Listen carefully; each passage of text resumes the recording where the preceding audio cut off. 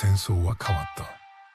一つの時代が終わり、俺たちの戦争は終わった。War has changed.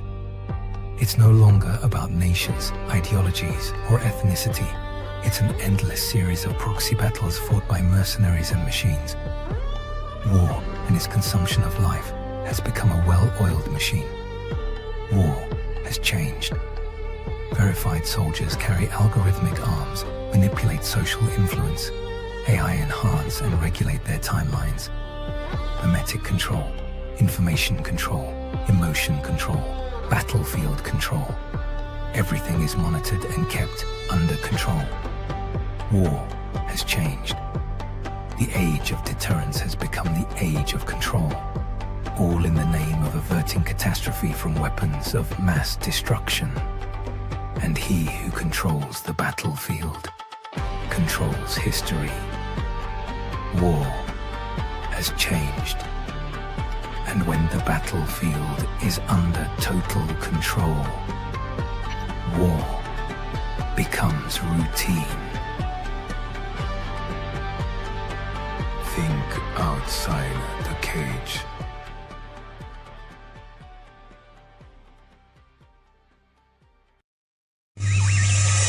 The world is getting crazier. People are acting more and more insane. The end of the world is tomorrow. Tomorrow. There's only one thing to do when the world is falling apart. Listen to Basil and Gonz as they discuss this week's news and events through the lens of Bible prophecy. You are listening to Canary News Talk. You are listening to Canary Cry News Talk. It is March 25th, 2026. It's episode number 926.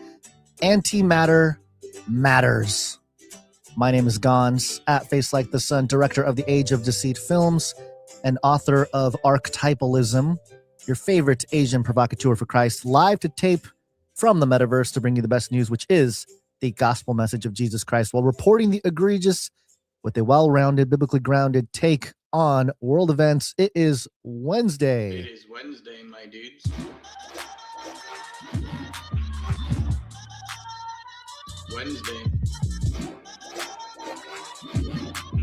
Wednesday. And, of course, you might be wondering, where is Basil? And I have a message from Basil that I'll play right at the top here so we can all be informed about what is going on with Basil.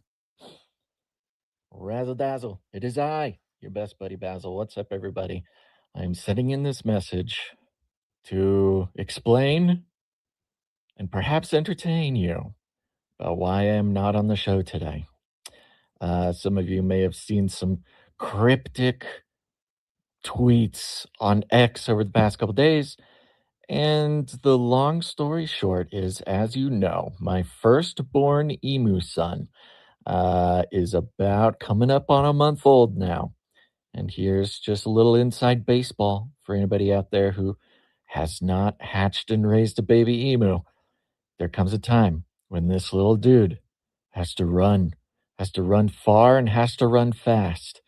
And so every day I am forced by obligation, as my responsibility as this little guy's caretaker, to take him outside and let him run around. Here's the thing. An adult emu can run about 40 miles an hour. Another interesting observation. A baby emu can run about 40 miles an hour. It's too fast, man.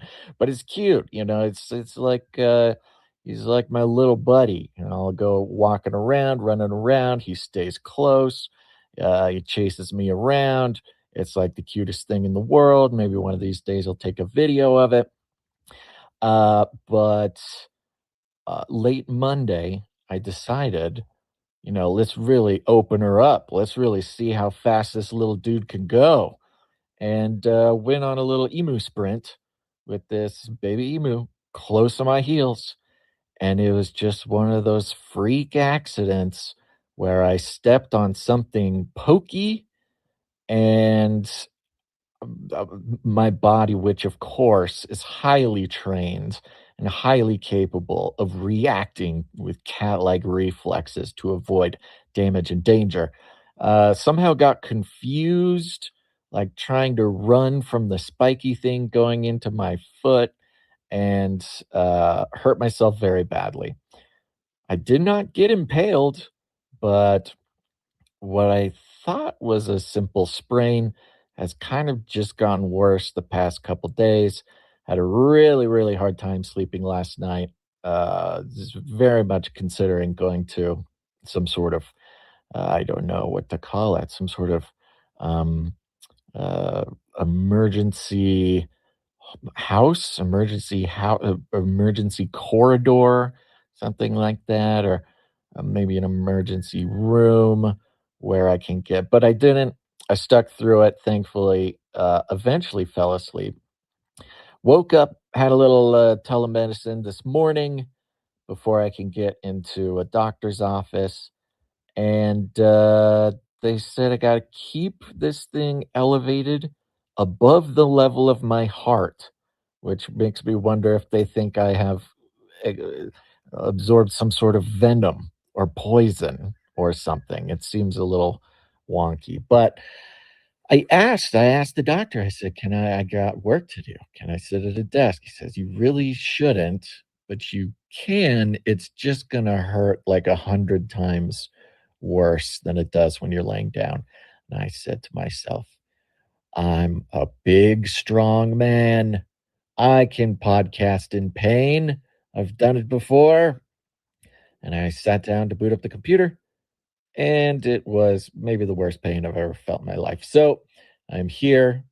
My foot is elevated significantly above my heart. It looks ridiculous. And unfortunately, I'm gonna have to leave you in Gonza's capable hands. So there's a lot of stuff going on today. You're all very strong. I'm very proud of all of you. And if you need anything, I will. Yeah, you could tweet me. I guess. I guess you could tweet me, but I'll be back. Still planning on. We'll see what the doctor says, but I'm gonna. Of course, my default will be to try to get Canary Cry Clubhouse going tomorrow, Thursday.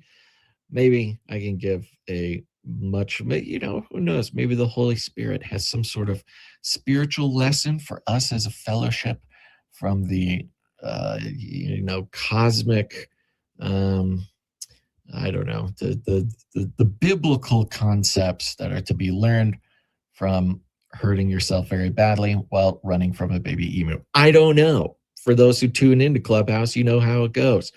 For those who don't tune into Clubhouse, what are you doing? You got to do it. It's good for you. All right. I think that's long enough. Thank you, Gons, for taking care of business. And everybody else out there, think outside the cage. All right. So there you go. Let's call upon the producers. Producers, assemble! Let's pray for Basil, that his foot heals and that whatever pain he might be going through, that it subsides and he's literally back on his feet quicker than what any doctor can tell him. So I hope he feels better. I had questions. For example, what footwear was he wearing? I imagine he was just barefoot. And I've tried to tell him, I know it's your property. I know you have your off-grid thing going on, but you still got to put on some boots or something, some steel toe boots maybe. But I guess it's hard to run and chase emus in boots. I think he went full nomadic style. Maybe he had some leather cloth on his feet or something. But he said he stepped on something sharp, some Crocs. He stepped on something sharp, which I suppose, again, if you had boots on, steel toe or something, it might have prevented him from having this sprained ankle situation. But it's another thing that we have to keep in mind here is that we got to be careful because, Basil slips on a rock or steps on a Thorne or something sprains his ankle. He can't even podcast from a sprained ankle. Not so with robots. Flippy update. Do you want fries with that? Now, we have been somewhat avoiding Flippy updates in recent episodes, not because we're not paying attention to robots. I think people forget that we sift through thousands of articles and stories, and every single day I'm looking at headlines, hundreds and hundreds of headlines and news stories and journals and all kinds of stuff always comes across our desk. So we've been keeping track of a lot of the robot developments, and especially for Flippy, specifically, if you don't know, Flippy is a disembodied robot arm that's taken our jobs, replacing our children, flirting with our spouses, and we use talking about Flippy as a way to explore the many ways robots are taking over the world and how there's nothing we can do about it. Specifically, Flippy was a robot arm flipping hamburgers at the very beginning of our tracking of this robot revolution. About, 8 years ago, maybe 10 years ago now, Miso Robotics had created a robot arm that was flipping burgers inside of I forget which kind of burger place. I know they had one at Dodger Stadium at one point, dressed up in all blue. And we've been keeping track of the robot development. And we've not just kept track of what the robots are doing, but more so the narrative of the robots. Because, of course, we're in a 5th generation war, which is a war on narratives, or the war of crafting narratives. And so we noticed early on that the messaging going on was, don't worry, everybody. Yes, this robot is flipping a hamburger, but you still need a human to place the buns on the burgers. So these are just cobots, okay? They're co-workers, co-working robots or cobots. Now, of course, even at the time we said, okay, yeah, right. All right. It's flipping burgers. It doesn't need a human to put a bun on it, okay? So we knew where this was all headed. Of course, humanoid robots have come a long way as well. We do live in this very interesting time where we get to see things go from a concept to reality. And in terms of robots specifically, we knew it needed a mind. The hardware was one thing, but truly the software behind the hardware, the mind of the robot, is where the development needed to accelerate. And so when artificial intelligence and AI hit the public as a product, we knew that there were data harvesting going on at various levels to garner the type of data necessary to create autonomous robots that are able to walk around and do things. Well, we have a breaking story from this morning, and I believe it warranted a Flippy update. Again, we've been seeing a lot of robot stories, robot getting arrested in China. And I have a take on the reason why we're hearing about these stories. There was a story about robots yelling at someone, or maybe bothering or chastising some lady in public. And so the police took the robot away, and there was this crazy footage of a robot being escorted away by the police in China. And then we saw another video from China. Interesting that it's all China. A robot going crazy and dancing and waving his arms and going nuts in a restaurant. And then we have another story that popped out today from the New York Post. Hapless dancing robot slaps child in the face in bizarre video.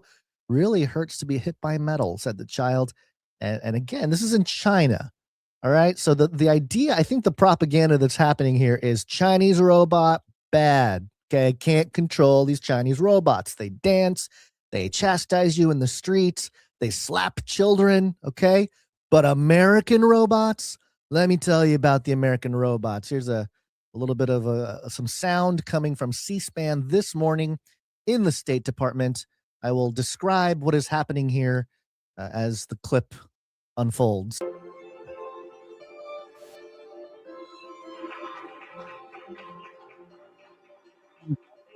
Melania Trump on the right, wearing her white outfit there, looks very nice. And to her right, or on the left of the screen, is a humanoid robot walking in to what I believe is the State Department building, if I'm not mistaken.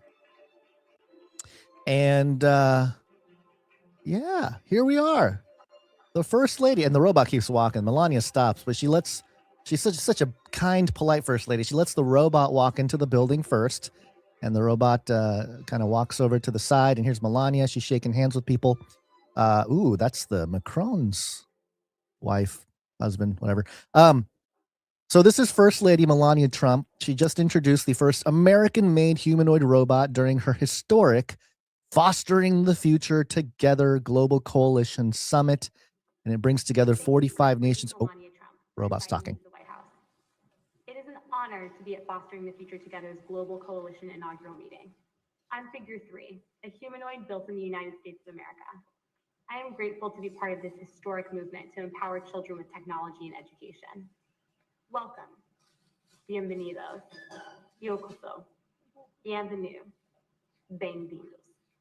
Ahlan wa sahlan. Okay, so it keeps going there, saying hello in different languages. It's the most Tower of Babel thing ever to have a robot walk into a summit with Melania Trump, wave to the crowd, and say hello in multiple languages. So, yes, and there are other clips here we can play. We don't have to play. Where Melania is declaring the first American-made humanoid robot in the White House, and robots are here. The future is no longer science fiction. Isn't that wonderful, everybody? And well, let's play it. Well, yeah, let me just play it because it's. I think it's better to just hear it straight from the First Lady here. Here is Melania discussing the education side of things, and this is where, again, we've been warning about this. The education side is important to understand. Indeed, our world is transforming, and through the use of AI, we can now access centuries worth of humanity's knowledge base. The future of AI is personified. It will be formed in the shape of humans. Very soon, artificial intelligence will move from our mobile phones to humanoids that deliver utility. Since our environment is designed for people, humanoid systems are uniquely suited to navigate and operate within our world. They fit well. Imagine a humanoid educator named Plato. Access to the classical studies is now instantaneous. Literature, science, art, philosophy, mathematics, and history. Humanity's entire corpus of information is available in the comfort of your home. Plato will provide a personalized experience, adaptive to the needs of each student. Plato is always patient and always available. Predictably, our children will develop deep critical thinking and independent reasoning abilities. The AI-powered Plato will boost analytic skills and problem solving and adapt in real time to a student's pace, prior knowledge, and even emotional state. Okay, so she's mentioning Plato. That's the name of the robot, is Plato. And as you can see, it's very much being portrayed as the future of education for children. I'm trying to recall, my brain files are failing me a little bit. If there's somebody out there listening that remembers who this professor is, please let me know. I think I didn't quote him necessarily. I think it's footage from the documentary film Inhuman that I produced and edited for Skywatch TV years ago. That's the film that I won a Silver Telly Award for. Thank you to the late Tom Horn for that. I'm trying to find the individuals that were in that film because he was quoted in that documentary. Let me see here. Here it is. Dr. William Hurlbut, U.S. Presidential Council on Bioethics and consulting professor of neuroscience at Stanford University. I believe it was his argument that stated we shouldn't make robots in the shape of humans. I think that was his argument. Well, clearly it's been ignored. Okay, it's that has not been the case. We are clearly making robots in the shape of humans. Let me see if I can find the exact quote, because he was a thinking ethicist and philosopher in biotechnology and artificial intelligence, obviously well before a product uh, was brought out to the public to use, as far as robotics and AI especially. So he said that human dignity and the unique nature of human life must be preserved against the reductionist trends of transhumanism and advanced biotechnology. And so he discussed creating robotics not in the shape of human beings for the mere ethical reason and for preserving human dignity.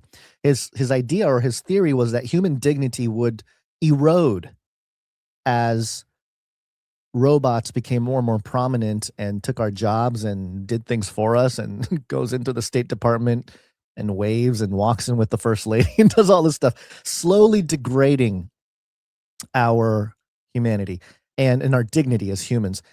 And what's fascinating is that my initial reaction, and I think a lot of people's initial reactions to seeing something like this, was, wait a minute, hold up. We're talking about conscription and doing a draft and sending people overseas to fight a war that's not even maybe for the United States, and all kinds of stuff. And in fact, there's a story later, they changed the age of some of the draft pre-setup stuff there. But anyway, I'll get to that later. My initial reaction, of course, was, hey, wait a minute, we're in a quote unquote war, or we're doing some kind of operation. Let's send the robots in, right? We got to preserve human life. Let's send the robots in. But as I was looking at that, it occurred to me, like, wait a minute, do we really want robots coming home from war with PTSD? Like, it's like the worst thing that can happen is a robot coming back thinking like, he's hooked on drugs. He gets triggered whenever there's a loud explosion. It could get really, really ugly and bad, right? And I'm trying to look for the meme of Ultron saying, I was supposed to be special and I was supposed to be beautiful, but I have become the destroyer of the world, or something. We always play at the end of the show. If you are unfamiliar with this podcast, there is a clip of Ultron that we play on literally every single episode of Canary Cry News Talk at the end. Here's the quote. The human race will have every opportunity to improve. And if they don't? Ask Noah. Ask Noah, which is a thesis of ours, that we are living in the days of Noah again, just as Jesus said would happen. And the various aspects of what was going on when Noah was alive for 950 years, way back when, we're starting to see all of those things resurface again. The genetic tampering, the corruption of flesh, the violence, the evil of human hearts constantly, all these aspects, and also people living longer, which is another angle to some of this stuff. But as a whole, I think a story like this, this is a monumental moment. This is a flippy update that is long time coming, folks. I yearn for the days when all we were talking about was a robot arm flipping burgers in a burger stand. And we knew the escalation was going to happen, but it's really gotten out of hand here. Well, maybe not completely out of hand yet, but again, we know where this is headed. Now, Elon Musk is probably upset because this is not what is his robot called? I forget. Well, I'm blanking on the robot name of Elon's robot. Chat, tell me what it is. Well, anyway, he's probably upset that it's not one of his Optimus robots. And look, there's going to be a robot arms race. There's going to be a robot consumer robot race, of course. And again, I think stories like this, back to the New York Post article that published this morning, hapless dancing robot slaps child in the face in bizarre video, really hurts to be hit by metal. And you can see the footage here where this robot just whacks this kid right in just a right-handed. And look, it's not even like a okay, here's the deal. When you're in sports, okay, whether you're in baseball or I was a competitive swimmer, the whole idea of trying to get power behind your swing or power behind your stroke is not, hey, you just move your arm forward, right? A lot of people just think, oh, arm forward, arm back, or like, swing the bat with your arms and you're going to try to, no, you need to twist your shoulders. You got to get your hips into it. You got to drive your body. That's how you get momentum behind a baseball swing or a swim stroke. You got to really move the shoulders and the hips.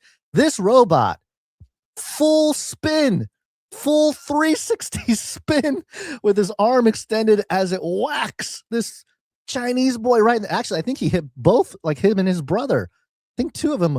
Bam, bam. Yeah, it was a double hit. Oh, poor kids. And and these Chinese citizens over here, a couple of them are smiling. They got their phones out, capturing it for Xi Jinping to nod his head and say, "Yes, robots." So yeah, this is like a full-on attack, and I think he was trying to do a spin move and doing something, but man, poor kids. That child is forever scarred. Talk about PTSD, robot PTSD. This is the early beginnings of the war of, the like Terminator, man versus machine warfare. It started with a slap, like a duel.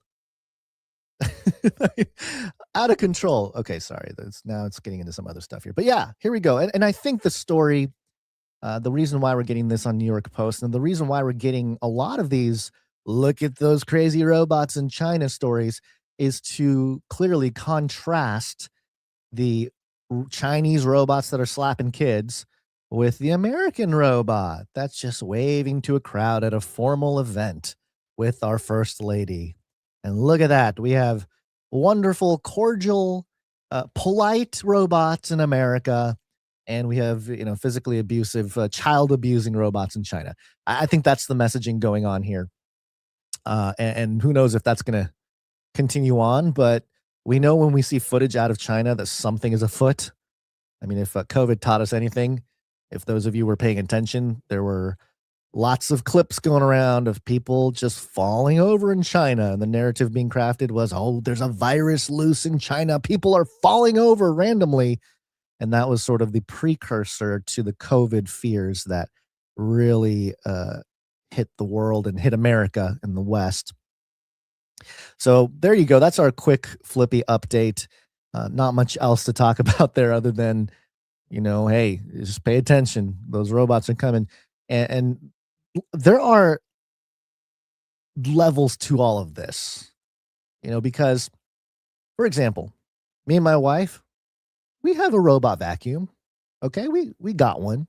Actually, my brother-in-law got it for us. It was a nice one. It's got its little hub that it goes back to, and then it, disposes its own garbage and then recharges, and then, it's programmed to sort of go every morning and sweep up the floors. And we have wooden floors, so it's very nice to have the robot vacuum going around. Now it's gotten stuck under a couple things a couple times, but not too bad. The worst of it is because it uses water. You don't want to be around when the robot vacuum just goes through a room, because the floors get really slippery. So you got to be careful there. But in general, not too bad. Now, there was a story recently about some guy who hacked robot vacuums and was able to access like every single robot vacuum camera in the entire world or something. I don't know if it was the entire world, but it was definitely multiple cities, I believe, or maybe multiple states. I forget what it was, but it was something where a hacker was able to get into all the cameras that are on the robot vacuums. And here we go. I found the story. It was from wired.com, and the headline, this was from about 4 weeks ago. Security news this week. Area man, okay, accidentally hacks 6,700 camera-enabled robot vacuums. The top U.S. cyber agency falls into oh, that's another article. So anyway, the story was that this man allegedly accidentally hacked 6,700 camera-enabled robot vacuums. And, of course, he let the company know that, hey, I can see all 6,700 cameras. I mean, talk about a surveillance apparatus and talk about being able to see into your home, on a very private and sacred place. Now, robot vacuum, and we're aware of that. We have its hub in a location where it's almost like a hole. It's like, hey, go back to your hole, robot vacuum. You're not welcome other than when you're cleaning. Okay, you're just go back. So anyway, again, there are levels to this. That's one level where it's like, okay, it's going to help with the cleaning. It's another level when they're walking around and waving and shaking hands with our top tech people around the world or whatever, world leaders, including Brigitte Macron. Why is Brigitte Macron here? What's the deal with that? Is Brigitte Macron going to help us usher in the new robot world order or something? I just don't understand. So, all right, there you go. I mean, that's the Flippy update. Not much else. We'll keep track of the robots as we always do, and we will bring stories to you on the show when they seem fit. And today I felt like it was important enough. I mean, the robot's in the State Department, and it's being framed as a robot is walking through the White House. I think that's big enough of a story to at least garner a Flippy update. So let me know if you think otherwise. So there you go. It's kind of sad to not have Basil with us on such a momentous occasion when we have a robot walking through the White House. But nevertheless, there it is. Stay watchful, friends. Don't let the robots slap you in the face. I wonder if there's any retaliation on that robot, or are they immune? Or maybe the robot creators get sued. I don't know how it works in China either. We have clips of robots saying things like this. I'll keep you warm and safe in my people's zoo. We've played these clips for years, and I don't know. I mean, we got songs. We even have songs like this one.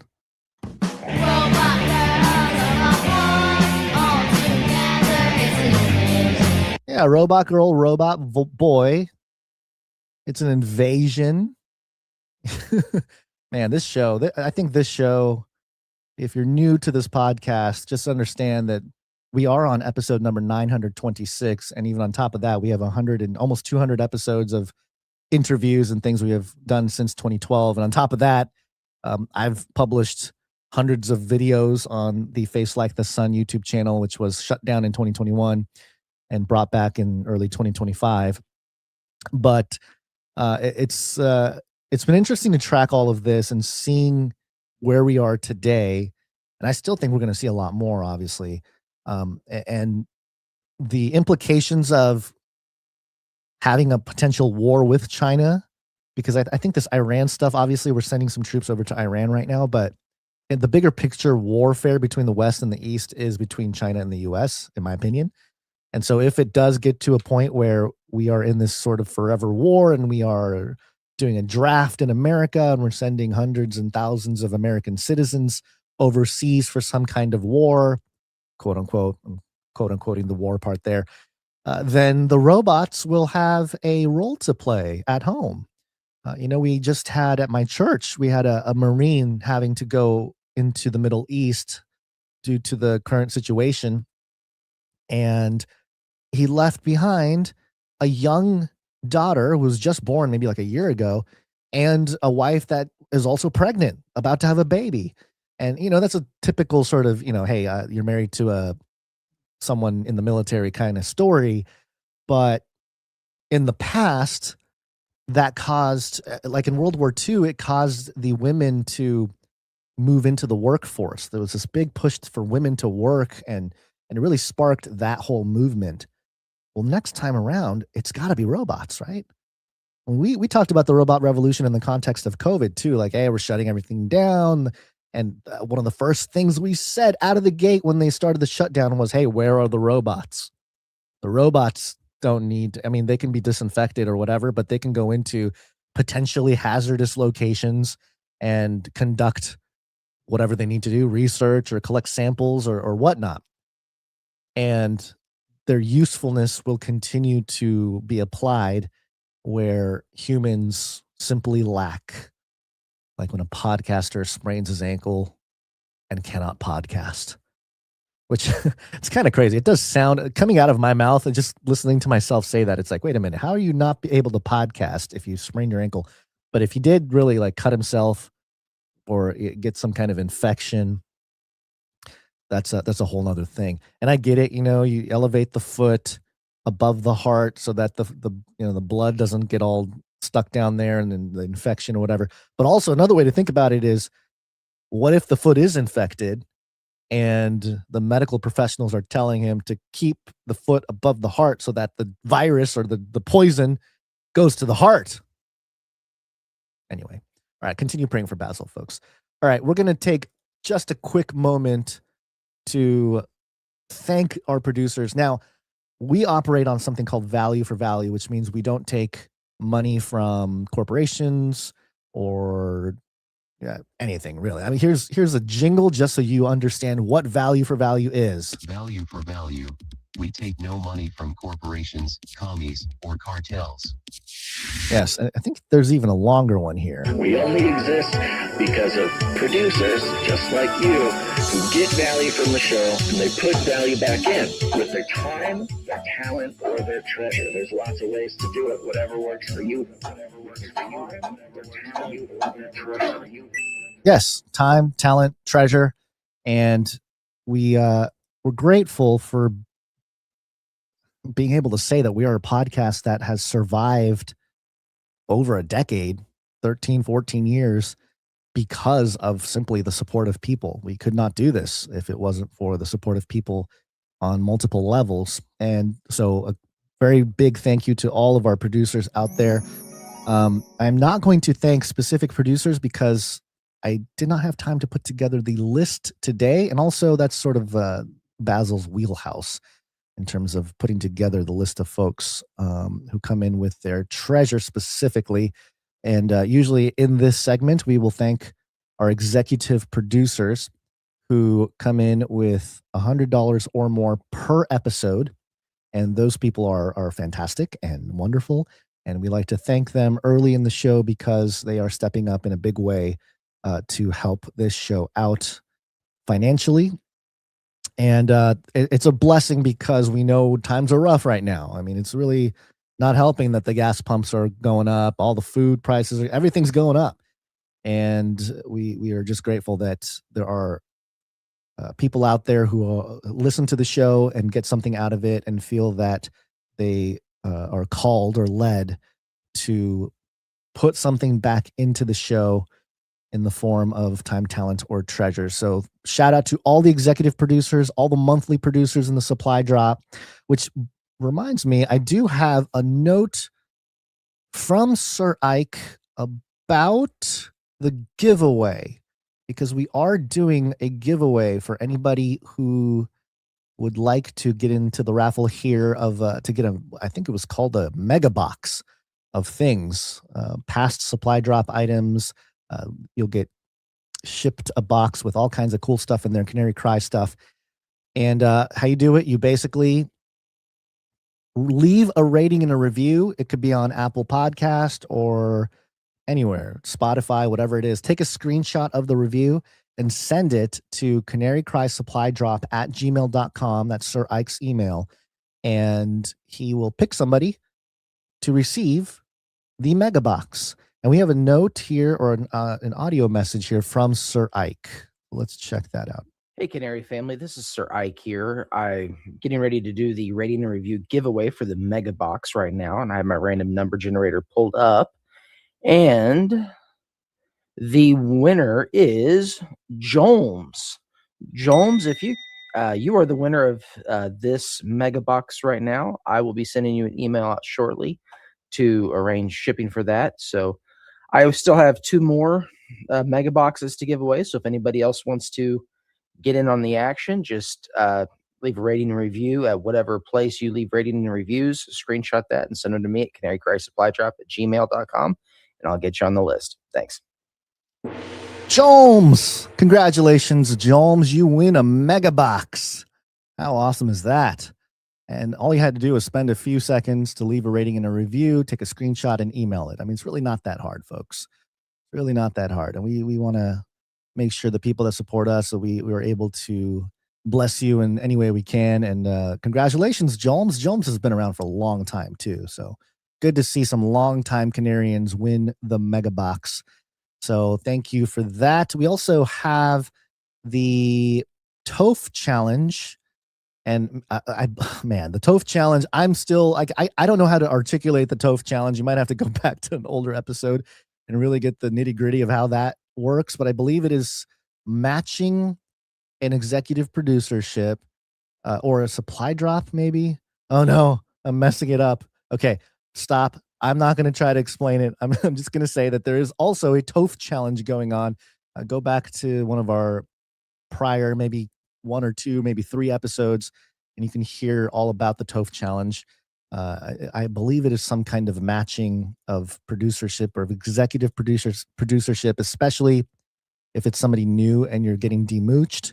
I believe there's a significance there. So all these things that are part of, just giving back to the community of people who support us. And we just want to make sure that you guys understand how grateful we are for you. And so we appreciate all of you.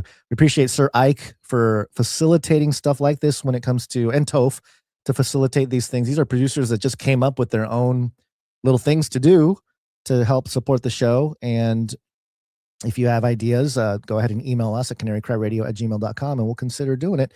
And it'll just be again, it's like a parallel economy. It's a circular parallel economy apart from any kind of corporatism or lobbying group or anything like that. And it's kind of a catch-22 because, if we wanted to really get big and huge and get in front of millions of people, we would do sponsorships. We would do ads. We would partner with lobbying groups and they can give us money for marketing and do all kinds of stuff. And we would explode. But it might compromise the integrity of this show. So we choose not to do that. And it's a hard road. It's literally hard mode. When you play a video game, you can play it on different levels. Easy mode is you get a sponsorship, you get affiliate codes, you get all that stuff going, and you try to make some money that way. Hard mode is no, we're not doing any of that. We're only gonna survive if God wills it, and the people who listen feel that they get something out of it and want to support the show with their time, talent, or treasure. So you can learn more about that at canarycry.support.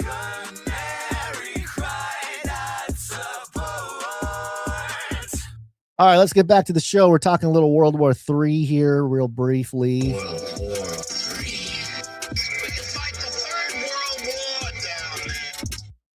I got this from AOL.com. You've got mail. Man, if you are somebody who remembers using AOL.com or AOL in general, yeah, that's right. Yeah, shout out to you guys. You guys are the real ones. Remember AIM? I couldn't wait to get home so I can aim you. I remember trying to speak to some young ladies and, instead of trying to get a phone number, we were like the first generation to be like, what's your AIM name? What's your AIM name? I'm going to aim you. I'm going to message you on AIM. That was AOL Instant Messenger for anybody who's confused. All right, AOL.com. I believe this is coming from the Mirror US. Army loosen restrictions on enlistment age and marijuana use as World War III and draft fears loom. Okay, all right, you silly goose potheads out there. We got some things to do here. The Army has loosened some of its key enlistment restrictions as anxiety grows over a possible military draft during the intensifying war in Iran. People up to 42 years old, regardless of whether they have previous military experience, are now eligible to join the regular Army, the Army National Guard, and the Army Reserve, according to an updated Army regulation released on Friday. The prior maximum age for enlistment stood at 35. Now, this number seems to be fairly arbitrary because if they can just change it on a whim, why not just change it to, it doesn't matter. You could be 7, you could be 85. You can be 95 if you're down to go kill some Islamic radicalists and sign up, So, I don't know, but it did strike me. Now, 42, the answer to the universe, of course. I posted this as a response to one of the stories. I just turned 43 with a meme. That's a bummer. And it was just kind of funny because I did just turn 43 back in January. I turned 43. So people people born in 1983 are giving each other high fives, right? And I bring it up because this post got 229,000 views on X. It's always funny to get almost 250,000 impressions by saying like 3 or 4 words and pasting a GIF. So anyway, look for me on X, by the way, at Face Like the Sun. I'm able to do a lot of things there in terms of share things. I think I've cracked some of the algos, the new algos rolling out. Had a post get to about 1.5 million impressions, and I haven't seen numbers like that since the early Face Like the Sundays. So it's pretty cool, and it's a way to keep track of some of my thoughts when it comes to certain stories that we don't bring to the show. We can't always bring every single story to the show, but I will post a thought or a funny meme or insights into various aspects of world events on the X timeline as it breaks, and some stuff that we may not be able to bring to the podcast. So just keep that in mind. Go look for me on X at Face Like the Sun. Okay, so back to the story here. So age 42 is the new level there. The update to Army recruiting regulations also removes a barrier to joining recruits with a conviction of marijuana or drug paraphernalia possession. And, I think part of this is, looking at the population status, the population data in America. I believe Gen Z alcohol consumption has gone way down, but marijuana consumption has gone up. And they're like, well, what do? We need more people, but they're all either got, they got marijuana stuff going on, or they got some, whatever. What do we do? So we just remove that whole thing. It's okay, guys. All of you who've been, indulging and playing video games, maybe like Call of Duty. Hey, this is your chance, everybody. your early 40s and maybe in your 30s, if you're someone who's really into that, then here's your opportunity to serve your country. Quote, the updated regulation allows for one mistake, which likely represents the bulk of potential recruits considering service in the Army.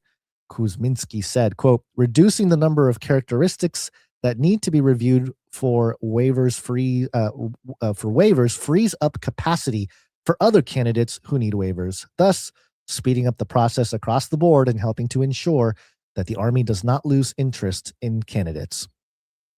So, it's the military, I believe, has a tough job right now, because if it is true that we are headed towards the draft, and that's been all the talk, and we didn't really bring the full story a couple weeks ago when the rumblings of a draft started to hit the news timeline, because a lot of it was overhyped. And what I mean by that is, and I personally don't remember this when I turned 18, but Basil was telling me off air, we usually ruminate about whether to carry a story or not. And one of the stories was, they're going to do there's a bill, and now, you're going to be drafted into the military against your will. And it was a bill that changes the not onboarding. I forget the exact terminology. I apologize, but basically registering to be eligible for the draft was a mandatory thing for all of us growing up. But what we had to do when we turned 18 was fill out this card. It was like a yellow card, and you had to submit it and ensure that you are part of the potential group of people should there be a draft to serve in the military. And the consequences, and Basil remembers this, and he would tell you that he remembers getting told that, hey, you better do that, or it's not going to be good. You might get fined $250,000, something like that. I don't personally remember that being a thing when I turned 18, but that is the case, that all of us, when we turned 18, were supposed to provide documentation so that should there be a draft, we are eligible. Now, many people didn't do it, and people didn't get really fined because we didn't end up having a draft between, early 2000s when I was turning 18 and now. But the new bill and the new law that goes into effect at the end of this year in 2026, all it does is remove the 18-year-old to have to do it on his own. It just automatically puts you into that, whatever, the big basket of names that can potentially be drawn should there be a draft. Now, I can understand people freaking out based on, hey, look at this war with Iran, look at the tensions with China that's been building up for years. If we get to a point where we do have a draft, then this doesn't allow for anybody turning 18 to wiggle their way out of it in any way. Like, we're all going to be accounted for. So sure, in that sense, I think the fears or the concerns are legitimate, although, again, it doesn't really change much, right? It just automates a process that was probably kind of broken to begin with. So it's a whole separate issue than actually setting up a draft. But the way that it hit the timeline, it was like, oh, we're for sure having a draft. Look what they're doing. And that's not necessarily the case. So I can see both sides of the argument. I'm just choosing not to peddle the fear that is associated with that story. But let's see. It says here that the last occasion the Army temporarily raised its maximum enlistment age to 42 was in 2006. Oh, so they've even done this before, when the service faced difficulties meeting recruitment targets during operations in Iraq and Afghanistan. The Army subsequently lowered its enlistment age back to 35 a decade ago in 2016. So, okay, we're going back to, our Iraq and Afghanistan days, which, again, on a grander scale here, people don't remember Iraq and Afghanistan. The narratives that were thrown out there to go to war. Do you remember Bush Jr.? They got weapons of mass destruction. Now look at my golf swing. Just not. It was the same. It's almost the same narrative that they have today, with Trump saying that Iran's real bad people. They're really evil. They're really dangerous people. They have the weapons. We don't want them to have nuclear weapons. It's like the same exact playbook. And the difference is information flow, social media in general. And I think because of COVID and because of, everything going on, a lot more people are aware of the tactics of propaganda. And, some people even will use the terminology 5th generation warfare. More people are aware of that. So they're not going to be as convinced, so to speak, to support going to war. Now, the whole Iraq and Afghanistan thing happened as a result of the spike in patriotism post 9/11. And, we're not going to get into who actually did 9/11 or why or whatever. But at the time, the narrative that was crafted worked very well. And the bad guys were in the Middle East and they were, we got to go get them. Okay. And that was sort of good. That was good enough to get a whole bunch of people to join the military. But by the time 2006 came around, I think, people were, the Army itself suggesting that they were struggling to meet enlistment, recruitment targets, as the article puts it. So they had to raise the number to 42. Now, I wonder what the difference was that, how many people actually became or joined the Army as part of this temporary raise in the age in 2006. I don't really want to look into it, but if somebody wants to look into that, that's something that might be interesting to look at. It says here, quote, the enlistment age only tells us, hey, there's another market that we're not really fully in, Davis said. Johnny Davis, Major General of Army Recruiting Command. Quote, we're in the high school market that is growing, but we really want this labor market to really grow for those who are older. So he's clearly saying, like, hey, look, we're in high school. We've been doing high school. That's been our main target for years. But we really want to expand the target audience for the Army. And so we gotta do it. We gotta raise it to 42.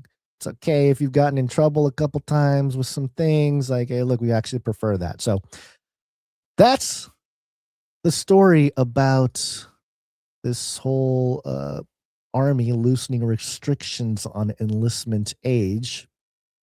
And as the tailwind for war continues to really drive the narratives in the fear market, there's a couple headlines that I wanted to mention because it's leading up to something that is a greater picture move happening here, and that's you can call it the Build Back Better, or I've called it and myself, not myself, but I've referred to it as Klaus Schwab has, the fourth industrial revolution. This energy infrastructure reset or rebuild is something that's ongoing right now, and it's heating up. And I think a lot of what the posturing in the World War III and the operations, and it has a lot more to do with nation states and governments and institutions trying to get an upper hand on resources and the movement of resources like rare earth metals and other things to build the new infrastructure. And that's why we're seeing oil being attacked, is not to just end oil, but more so to create not milestones, barriers, or just difficulties, challenges to get those things accomplished. And because oil is sort of a lifeblood to move things around in the world, it would make sense to attack the oil world. But there's something else here. Let me give you some of these headlines and then give you my take on it here. The Financial Times reported yesterday, VW, like the VW car company from Germany, in talks with Israel's Iron Dome maker to shift from cars to missile defense. Oh, goody. Oh, goody good. Isn't that wonderful? Now, Volkswagen negotiating with Israel, their advanced defense system is really interesting, because Germany has a factory in Osnabrück, and they're car makers. Obviously, we all know about the VW Bug and the VW Bus, and it's kind of an iconic American car company, or it's a German car company that was iconic in America in a sense. But there is so much irony with this story, because historically, Volkswagen, which was founded in 1937, was created under the Nazi regime. Okay, it was created under the Nazi regime, and it relied on forced labor from concentration camps during World War II to produce military vehicles. So for them to be partnering now with Israel to build the Iron Dome, and VW shifting their attention from building cars to missiles and defense systems, it's just the irony. The irony is thick on this one. And it also suggests that this attack on Israel, as far as the Iron Dome goes, and a militant sort of attack to destroy Israel, is going to continue to increase, especially with this conflict in the Middle East ongoing. And it's a troubling aspect of, hey, if we're just building cars, we're in peaceful times, or more or less peaceful, right? But if the car company is shifting to make missile defense systems, it's probably not a good harbinger of what's about to come. But they're not alone, okay? Now, Israel's got their thing.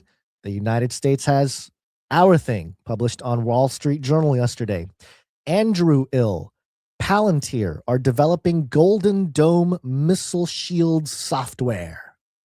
The firms, plural, are part of a consortium working on the $185 billion project's operating system. So now we have Anduril and Palantir. No surprises there. We know about Peter Thiel, the reptile, and him talking about how we want to prevent Armageddon and the Antichrist by not stopping AI development, which is the craziest idea ever. We talked about this a couple episodes ago. But they are now openly developing the Golden Dome missile shields software. And put together here, the United States beefing up their Golden Dome missile shield system, Israel beefing up their Iron Dome by partnering with Volkswagen. The greater thing here is it's suggesting that rockets and other forms of incoming ballistics, comets, whatever. We've seen a lot of comet videos and stuff, or asteroids, it's going to get worse. It's not getting better. It's going to get worse. That's the implication here. And I don't know if it just means like, hey, the West versus the East in a World War III type of situation, or a much more biblical type of situation. It made me think of late Dr. Tom Horn's research, which, if you are familiar with some of his work, he wrote a book called The Wormwood Prophecy in 2019, and continued the research along the same lines in a book called The Messenger in 2020.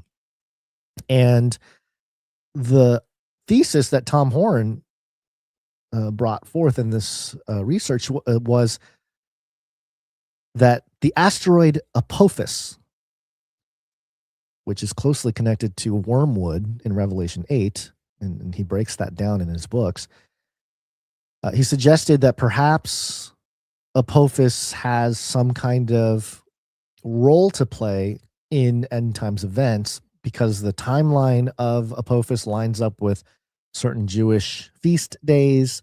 It lines up with Essene chronology, and of course the greater cosmic judgment framework. And scientists have been saying, Apophis is just a near Earth object. It's going to fly by in 2029-ish. It'll be fine. It's not going to hit the Earth.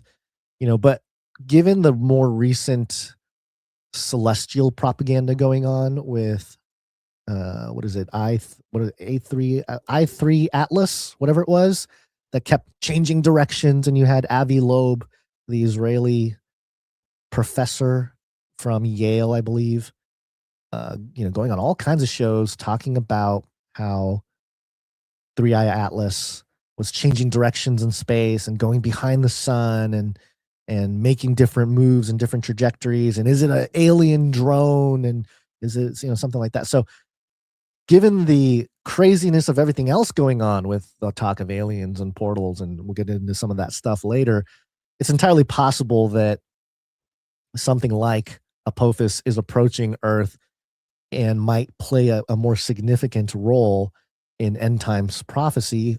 Or even if it doesn't, the narrative that it will can raise millions, if not billions of dollars to, continue to support the military industrial complex and the elite who want to prevent judgment of some kind. So in that sense, the context of an Iron Dome or Golden Dome is more so geopolitical, like, hey, we're trying not to get hit by ballistic missiles from Russia or China or something like that. But there's also this grander, more cosmic level approach that can be had here. And there's one more story here that I want to attach to this whole wormwood prophecy thing, because it again, it just feeds into this narrative of something more going on here. And let me try to find it here. I don't know what happened to it. I did have it a moment ago. Let's see. Looking for oh, here we go. New York Post. Jeff Bezos' Blue Origin. NASA reveals mission plans for blasting city-killing asteroid away from Earth. Yes. Yeah, Jeff Bezos is gonna save our lives, everybody. He's gonna blast away. The movie Armageddon. Remember the movie Armageddon? You got Bruce Willis there, and Liv Tyler, and Ben Affleck, and Bruce Willis sacrifices his life for humanity. He puts that nuke on that asteroid and blows it up. But hey, don't worry. That's not going to be Bruce Willis. It's going to be, what is it? Jeff Bezos. It says here, rockabye baby, with scientists warning the Earth could be susceptible to thousands of undetectable asteroids. Jeff Bezos' space company Blue Origin is developing a planetary defense program that could protect us against a rockocalypse. Rockalypse? Oh my gosh. New York Post. Slow down, okay? a rock ellipse. A rock ellipse? Okay, what? Okay, New York Post. Whatever. Planned in the collaboration with NASA's Jet Propulsion Laboratory, the Near Earth Objects, or NEO, Hunter mission concept would trial multiple asteroid deflection techniques per and ex post by the firm. They would accomplish this using Blue Ring. Oh boy, a Blue Ring. The underdevelopment spacecraft platform that debuted abroad the maiden flight on the firm's 300-foot New Glenn rocket in early 2025. This veritable Swiss Army knife of space infrastructure could be capable of hosting, refueling, and transporting spacecraft for missions for the ambitious mission. Okay, well, it gets into some of the details here of how this works. They got small satellites that get dispatched. They got some elimination tactics.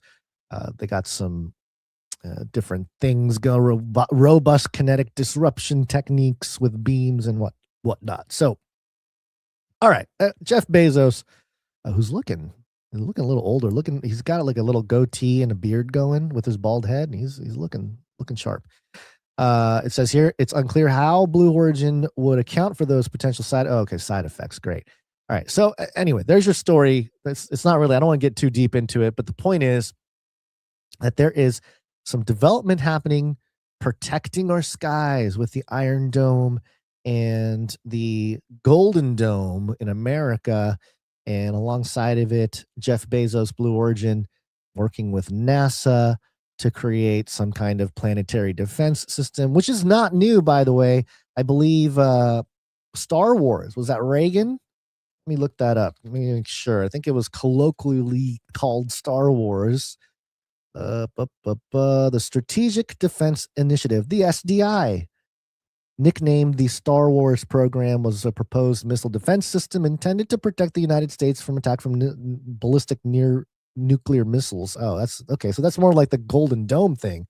I thought that was Soviet ballistic missiles. I thought that was like a space blocker thing too. But I do believe there was a government document that talked about NEO threats, being near Earth object threats. That's a little older. I thought it was 10, 20 years old. Anyway, they've been talking about this type of thing for a long time. So it's no surprise here. Okay, I'm looking at a 2022 document that was published by NASA, June 2018. I'm sorry, National Near Earth Object Preparedness Strategy and Action Plan. So, this kind of thing has been ongoing. But what is up with the whole space conversation right now? Space. Wanna go to space? Lots of space talk recently. Not to mention the White House account on X posted this yesterday. The goal is not just to reach the moon, but to stay. What is it? To stay on the moon? That's your mission? And they shared a graphic here of the moon. And the caption here says, America will never give up the moon again. But when did we give it up the first time? Did it ever belong to us? Is it just the footage of the American flag being planted by Neil Armstrong or whatever? That whole propaganda thing there? Does that mean America owned it? What about the rumors that they actually put a Masonic flag up there? What about the rumors that we never went up there? It's just weird. Why don't we address that first? In the world of all conspiracy theories coming true or whatever, it's interesting how there's a few that haven't. The moon landing hasn't really been debunked as far as the government is concerned. They're not going to necessarily say, "Oh, actually, we never went to the moon." Although that's the plot line of, I believe, what movie was it? I'm blanking on the movie. Was it Interstellar? Maybe someone in the chat remembers. But yeah, there was some narrative of some very popular films that was based on the fact that NASA came out and said that we never actually went to the moon, and that whole propaganda was, verified, so to speak. But so yeah, there's a focus right now on the moon specifically. Elon Musk came out and talked about a moon base the other day as a sort of launching pad for deeper space missions, which we have our moon base jingle as well. Oh, we could get a hot tub in the moon base. And let me play you this clip here from Fox News. This is according to NASA admin. Let's see what it says here. But I'll tell you what, April 1st, Artemis 2, it's going to be the most important human spaceflight mission in more than a half century. We're sending NASA astronauts and one Canadian Space Agency astronaut around the moon, farther into space than we've ever sent humans before, on a 10-day journey back safely here to Earth, which will set up for subsequent missions. We're going to be launching moon rockets in 2027. We're going to be launching again in 2028, where American astronauts will return to the surface. It's only a matter of time before NASA once again captivates the world's attention. I think he said it right there. Once they want NASA to captivate the world's attention. They're running it back, folks. They're running it back. The whole moon thing, they're running it back. And it'll be interesting to see what unfolds here, because I've noticed in the news cycle a lot. We've talked about this in the last few weeks. We've noticed a lot of weird conspiracy theory type stuff concerning space has been hitting the news a lot. There was a whole bunch of stories about statues and strange objects being found on the surface of Mars. And, you click into it and it's like, oh my goodness, what did they find now? And then you realize it's like, oh, wait a minute. This is stuff we talked about 15 years ago, 20 years ago, 30 years ago. They're just making it into a headline right now. Why? What's the point of making it into a headline? I saw the other day, just closer to home, or maybe it was this morning or yesterday, that some news headlines are talking about pyramids in Antarctica. That's another really old conspiracy, that there's pyramids buried in Antarctica. They're like, newly discovered pyramids in Antarctica sparks debate. It's like, wait, these are all old conspiracies. Why is it being pushed out into the public? And a big conspiracy theory is the moon landing. So let's pay attention to this one just for the sake of narrative craft. And are they just putting on another show, or are they doing something else? It depends on who you ask, right? I do find it very interesting that they are stoking the skepticism. They are stoking the internet sleuths and the tinfoil hat conspiracy theorists to be on high alert as we go back to the moon, to take over, to build a moon base and all this. Now, something he said in this clip that I had to look into, okay? Because I needed to hear or look at the official story as to, when I say official story, I mean the official narrative being pushed out there about this claim here. Let me see if I can find the spot. 10-day journey back safely here to Earth, which will set up for subsequent missions. We're going to be space than we've ever sent. Oh, here we go. That's the spot right there. Hold on one second. Farther into space than we've ever sent humans before. Okay, so further into space than we've ever sent humans before. I thought we went as far as we've gone with the moon. Like 1969, right?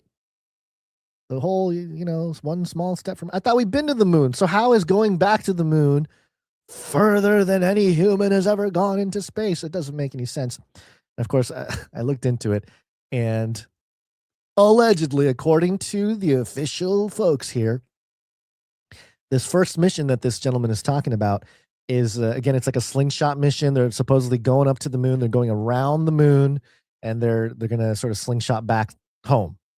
And the margin of distance that they are going is technically further than they've ever gone before. So I can't remember the exact numbers. It was something like 360,000 miles from here to whatever.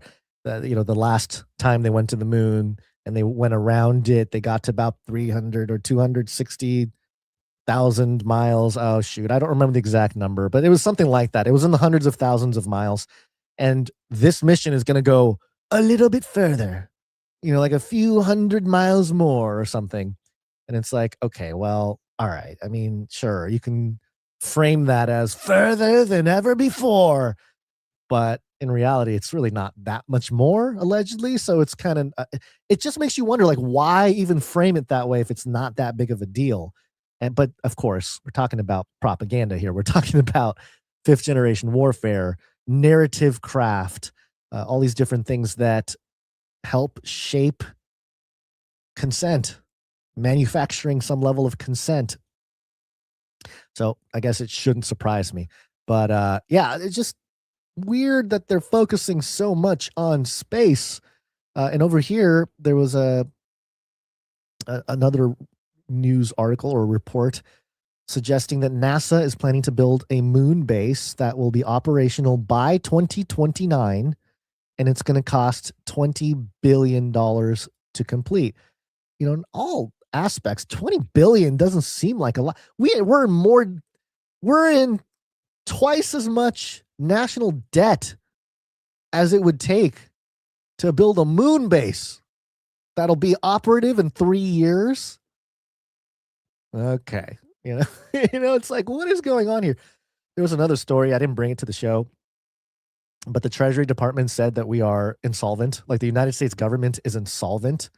And it said that, there's $47 trillion of liabilities and $6 trillion of assets, which means we're underwater by about $41 trillion, which is like, okay, that is a ridiculous amount of money. But it only cost $20 billion to build a moon base. It doesn't sound right. I don't know. Maybe I'm missing something here. But it just doesn't sit well with me. It doesn't sound right. Here's Bloomberg with the headline. I'm just going to do the whole thing here to cut out some of the nonsense. It's published on March 24th. NASA will spend $20 billion to fast track moon base construction. Why? Why do we suddenly need to do this? I know it's been a long-term plan to go back to the moon and all this kind of stuff. But what is it about right now that we're like, oh, we better get up there now. We better do it in 3 years. We better have a moon base. Give us $20 billion. Give us $20 billion now, or else we're not going to have a moon base. And, the White House framing it as like, the Chinese and the Russians are going to own the moon. Never again. We shall take the moon back. It's like this weird celestial conquering of real estate going on, which is, anytime that kind of stuff happens, you got to ask the question, okay, what's there before? So it'll be interesting to see all this develop, because again, there are layers to this, right? There's the layer of, did we ever even go up there in the first place? Then there's a layer of, if we did go up there, what did we find that they're not telling us about? Then there's a layer of, why are we so in a rush to get back up there now? And why did we end it in the first place? Like, why, if it was such a huge momentous moment for mankind, why did we all go, yeah, you know what, hold up, everybody. Let's just pause for like 50 years. It's just, I don't know, nothing adds up. And then there's a layer of, okay, once we get up there, why is there this geopolitical land grab for the moon? Which brings up the question, who's there before, or what's there before? And from the biblical perspective, the moon is its own light, first of all. It's for times and seasons. And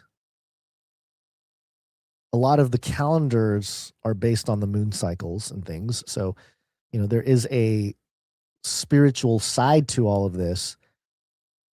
But once again, there's this mixing of the pseudo-spiritual or the esoteric mystery philosophies becoming prominent again in the context of modern science and physics and technology.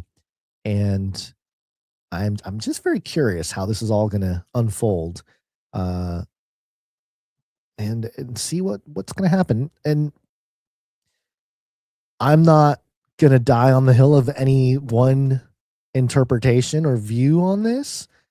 All I will say is that there's a scripture in the book of Obadiah. It's a very short book. It's only one chapter. And it talks about Edom, this rebellious nation of Edom. But there's a fascinating section to it. I believe it is, and I quote it often in the context of this whole like space thing, quote unquote, because I think it is relevant here. Obadiah 1, Let's see. It talks about Edom becoming small among the nations. The pride of your heart has deceived you. O dwellers in the clefts of the rock, whose habitation is in the heights. That sounds more like mountains.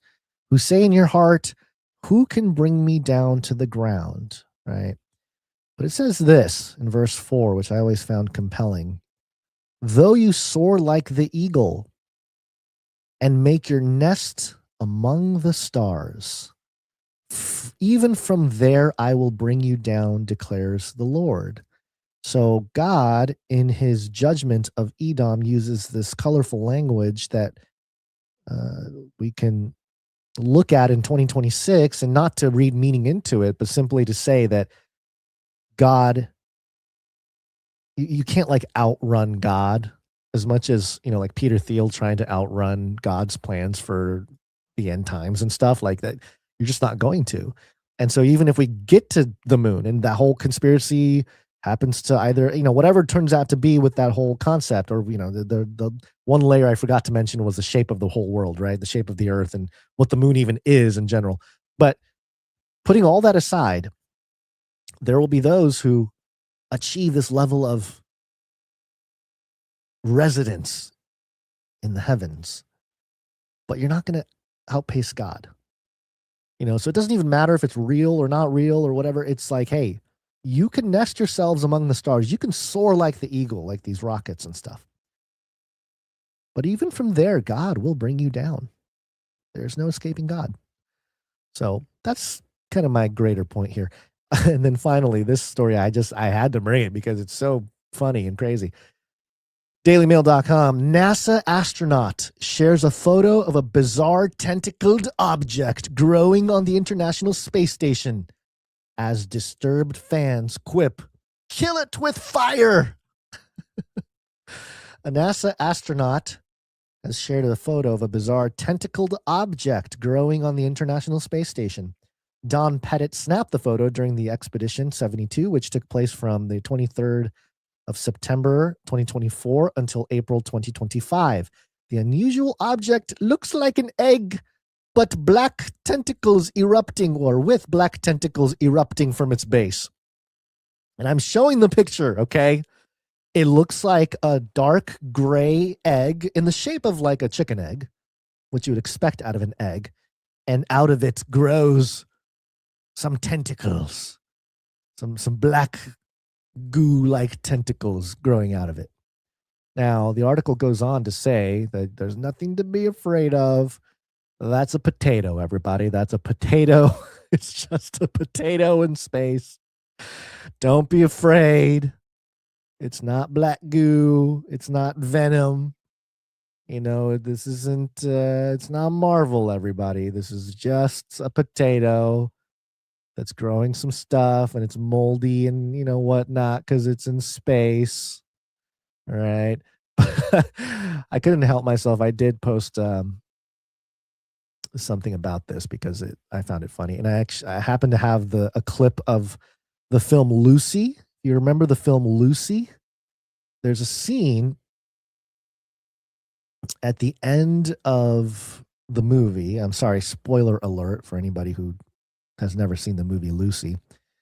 There's a scene where Lucy is having this apotheosis, merging with a computer, and she's like turning into this, I think it's like a plasma computer or something, and it's black goo. I mean, I talked about this when the movie came out, or maybe I reviewed it afterwards. It's a video on the Face Like the Sun channel. But yeah, it looks like Venom, before they made the Venom movie and stuff. But she's merging with the machine, is turning into this black goo stuff. And, she's turning into a computer, basically, like a plasma-based computing system. And this is like the end of the movie Lucy, which is supposed to be this sort of apotheosis of merging with man and machine and the evolution of technology and the unification of all things, computing and biology. And she goes through this scene where she's seeing the whole world from the beginning, and it's truly like this apotheosis imagery, apotheosis being man becoming God. And the whole background goes white, and it's a very dramatic scene here. So, I posted that as part of the commentary, and I said, people realizing a potato in space might just be a precursor to the complete takeover of black goo merging with mankind to create a biological supercomputer apotheosis. So that's what I said. I'm doing a lot of these types of short, fun little takes on news stories and using it with some video clips or movie clips in a mimetic way. And that's actually how you sort of break into the algorithms of X right now. If anybody's curious, that's how you do it. And so I published it right before I went live here. It's got 1,700 views on it, so not that many. And I even said it's a potato. Okay, so I know it's a potato, allegedly a potato in space. But it also brings up questions like, wait a minute, okay, is this like a Mr. Potato Head propaganda thing going on? Like, are we turning into black goo from Mr. Potato? There's also like, hey, what's up with just turning into black, crazy looking stuff in space? Like, because you look at this picture, it does not look like a potato. It looks like a smooth gray egg of some kind of bird. My son has a book of bird eggs, and you can, look at all kinds of different bird eggs. And this one's got kind of like a grayish, blackish look to it. Your first thought is egg. It's not potato. It's the smoothest potato I've ever seen, except for the part where the stuff's growing out of it. And I've gotten a potato wet and left it on the counter. It does grow. It does like sprout some things out of it. That's kind of a known fact there. So, it is a thing, but also don't worry, folks. It's just a potato. It's just a potato. It's not something more nefarious going on. Okay. Just relax, everybody. So there you go. I mean, that's all your space news here. We're seeing this overwhelming narrative craft about space, about our things that are above us, over our heads. Look up, everybody. Your redemption draws near, but also maybe the Antichrist is using that whole concept to build out the prison gates or the prison walls underneath the firmament, So there it is. There's all the space news. Let's continue on here. What else did I have? Oh, okay. Yes. To continue, getting back to the topic of the infrastructure, because the whole space thing is infrastructure. They want funding. They need more money. They're partnering with Palantir and Anduril. They're changing the entire production line of Volkswagen to build defense systems. There is a shift happening. We are in the build back better moment. Build back better. Blah, blah, blah. Blah, blah, blah. Hold on. Where's my good build back better jingle? Is this the one? Here we go. Is this No, that's Apocalypse screaming about the build back better. I thought I had a build back better like jingle that Jonathan F made. In fact, I'm pretty sure I do. I don't know why I can't find it. Hold on. Let's see. Let's do BBB. No. Build. Let's see. I'm trying to look up some jingle things here. No. Man. It's such a good jingle. It's a bummer that I can't find it right now. All right. Well, build back better, everybody. Remember the slogan, build back better. But apparently what they're building back better is the beast system. Speaking of the beast system. Beast system. Here's a clip to kick things off in this section from a guy from the the U.S. Department of Energy talking about the launching of the American nuclear renaissance. Here we go here. Launching a true renaissance for nuclear power and nuclear for process heat is a top priority of this administration. President Trump set an aggressive goal, as he tends to do, early in the administration last year, and said he wanted 3 of these next generation reactors critical by July 4 of this year. Why this year? Because it's our 250th anniversary. That's an aggressive time frame. As I stand here today, we look to be on track to have 3 next generation nuclear reactors running. They won't be selling electricity into the grid, but all the nuclear systems will be running and generating the heat that would be used to produce electricity by July 4 of this year. That's exciting to me. I'm glad it's exciting for you. I'm glad the Department of Energy is on it. We're in this energy dominance era.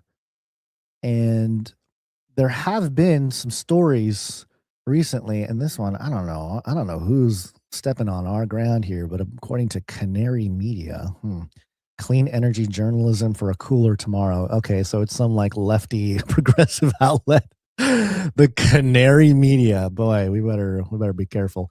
Next gen nuclear has a chicken and egg problem. Of course, they're going to push back on the idea of any kind of development here. Anytime there is speedy timelines like the mRNA jabs, we've got to be a little careful, especially when it's technology based.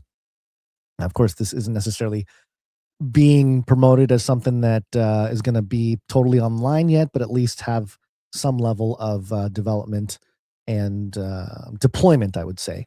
And so the clip that I just played, it was from Secretary Chris Wright of the Department of Energy. And some of the, I'm trying to find the document that I had earlier of the next gen nuclear technology, because there's a producer of our show that is very much been on top of this and has kept me abreast on all of the big things going on with this. And so part of it is through something called, and we've mentioned it before, and this particular producer has been, he's a big time producer on our show, so you would know who he is. He's told us about small modular reactors, SMRs, and how this is going to revolutionize how energy production works and how it's distributed and things of that nature. And so a lot of what's going on right now with the war and in the Middle East and the takeover of Greenland and wanting to take over Venezuela, and we got to get Iran to participate in a lot of it has to do with gathering resources for not just the nuclear stuff. It's beyond that. It's the infrastructure for the cyber world, the oncoming cyber world, the space apparatus that they want to build, and so on and so on. A lot of it has to do with rebuilding that infrastructure, the fourth industrial revolution. And the reason why we're seeing oil refineries blow up here and other nations and everything else, it's not to end oil. It's actually to, I think, in my opinion, slow down the competition. It's like when, this is a crude analogy. I always try to make sports analogies just to make it more simple for people to understand. But back in the day, back in the 80s, the Los Angeles Lakers and the Boston Celtics had a rivalry going, right? And when the Los Angeles Lakers visited Boston for some games in the NBA Finals, they turned off the air conditioning for the Lakers, like at the hotel they were staying at or something like that. I forget the exact story, but it was to slow down or put a challenging situation in front of the Lakers to sort of prevent them from being at their best.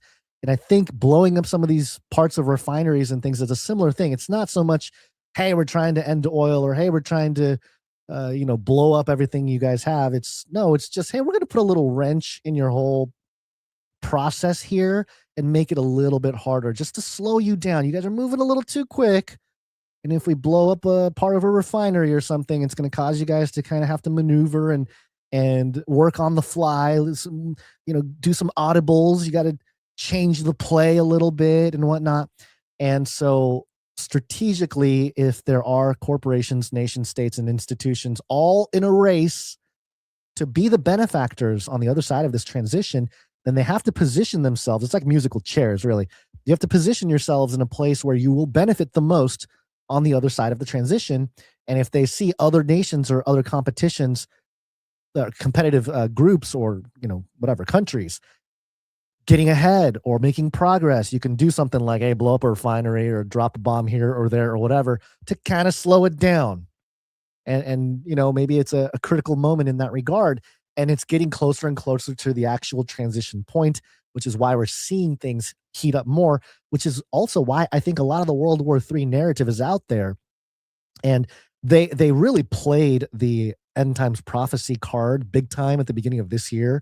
This whole like, hey, this is biblical, and this is all sort of written, and it really took advantage of bad eschatology, in my personal opinion, to rile up the people to support this type of activity in what is framed as theological, which we know it's clearly not. So just keep in mind, okay, that's the kind of thing that I think is what's really going on here. And I just got a message from this particular producer who says this about SMRs, that's the small modular reactors. According to a scientist I've talked to in person and asked about the development time, the development time, the technology for SMRs is still around 10 years out. There aren't materials fit enough to make what they really want now. AI is helping speed some of that development up, though. Interesting. So, the same individual shared with me a couple different stories. Japan found some different elements that will help them with electronics. China just found some deposits with other things that would help with microchips. Again, resources. This is a longer play. I don't think this is like this clear. They're not going to have anything ready by July 4th of this year. The narrative might suggest that we do, but I don't think that's going to be the case in reality. And so we'll have to pay attention to what's going on there. But a lot of the war narrative will probably be underneath the surface of like, hey, we're just trying to win the AI race, or hey, we're just trying to prevent Iran from having nuclear weapons, or whatever the narrative is. Okay, all those different things. Underneath it all is a infrastructure race and a resource race. So I think we got to keep that in mind. And I think it'll help us see right through all of the propaganda that gets thrown out there every single day at us. And it'll help us understand. So, when military gets deployed, I think that the Army just announced that they're deploying a few thousand people out into, to Iran in the Middle East. Our initial gut reaction is, well, we can't do that. We're going to lose this war. Don't you remember Afghanistan? Don't you remember Vietnam? All these different things. We don't know why they're going. We are told that it's for one reason or another, but how do we really know it's not just a mission to gather some resources for the infrastructure play? So these are just ways to think outside the cage, everybody. It's not, I don't have like full on proof, but circumstantial evidence. And if you do enough research, it makes sense that this is the direction they're moving in. The stories about the different scientists going missing, maybe they were recruited by other nations to try to spill the secrets on this technology, and maybe it has something to do with all the UFO conversations and the alien stuff. The UFO topic was used to cover up experiments in the past. The US government rolled out UFOs and aliens as a topic to cover up for some really inhuman experiments that were being done in the 30s and 40s. So if you see the patterns, if you recognize it, and you understand that maybe they're just running it back, then you would see that, like, oh, maybe they're doing the whole alien thing for that purpose, to get everybody riled up again and get everyone thinking that there's, and plus it's a whole industry, right? The conspiracy industry is big. It's been big. It's gotten even bigger now. And the amount of content that gets created out of government claims is substantial. Even the Epstein files, it's a whole industry. If you and look, some people might say like, hey, aren't you guys doing the same thing but talking about it and having a show, and people send you cash for whatever. It's like, yeah, okay, in a sense we are, but at least we're not egging it on. In a sense, we're not spinning it out into a different narrative. We're not trying to fool anybody or or send fear into anybody's hearts. We're literally just reporting what the world is reporting or suggesting through headlines and narratives, and pointing out the fact that there's something always deeper going on. There's something always more going on. And really, it's just a way for us to, for me personally, it's a way to sort of process everything. And it's almost like therapy for me. It's like I couldn't even pay attention to the news if I really didn't have this platform. I would just go insane personally. But also, I think a lot of people feel the same way. And we get to kind of do this together, and we get to do it from a place where we know that the real thing is the real thing, the grounded truth of Scripture. And when we have that, it's like none of these things, none of these world events really moves or shouldn't move the needle when it comes to our perception of things. We shouldn't be swayed so easily. We shouldn't be tossed around like the wind or by the wind, like dead leaves or something. We should be grounded. And when you have that peace that surpasses all understanding, at the very least, we can approach these things with a more grounded, objective look and understand that, hey, we're not here to scare anybody. We're not here to fearmonger anybody, but we are here to say that there's a better way to process all of this stuff. And it's not simply to buy into every narrative that's out there, because those narratives are meant to scare you. It's meant to drive you to do certain things or to vote a certain way. That's the whole concept of fifth generation warfare. And, I said we're going to do some potential sixth generation warfare topics. I think I might put together a more formal thing on that, because I am building something that I'm not ready to release yet. I got to do a couple more things on the back end to really share it with everybody. But I'll give you a little peek. I'll give you guys a little peek, and maybe you'll understand where we're going with this. There's something I'm building, which is called Rake, not Reiki, the whole energy thing, the Eastern energy thing. Basically, it's a little AI engine where you can put in either information or a news article or a blog post or whatever, like any kind of content, and it will generate a report for you that deconstructs it and provides a sort of intelligence briefing of who benefits in the story. Are there any fifth generation tactics involved? Are there, what kind of maneuvers are being made here? What kind of biases are there? All these different things. It'll provide a little analysis for you. So I'm building that, not ready to share too much of it right now. But it's fun because, I'm going to try to leverage some of that AI stuff that's available now to build something that's going to actually help people and not either distract people or, just get carried away by the whole AI thing. It's easy to try to make a bot to trade crypto or something and whatnot. And sure, that might work or that might not work. But if we can build something that's legitimate, and it's going to also have a toggle that allows for spiritual warfare analysis, which really it's just going to be based on a database that holds an apparatus, if you will, that will take Scripture as the foundation, especially Ephesians 6 and the worldview of Christians being that, hey, we wrestle not against flesh and blood, but against principalities, powers, evil forces in high places, all these different things. The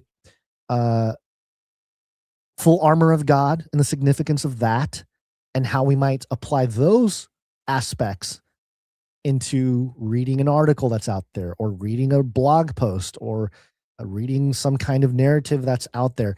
And it's tough because the phrase sixth generation warfare has not been officially deemed as like a title for what's going on. Really, fifth generation warfare is well established. There's about 2 decades of written work on fifth generation warfare. So people are in academia and everything, they are more or less comfortable with the title fifth generation warfare, but there's debate as to, do we really need the title sixth generation warfare? Because according to the government and institutions, they are moving into something or publishing documents on something that's called cognitive warfare, which overlaps with fifth generation warfare, but there are some specific differences when it comes to that.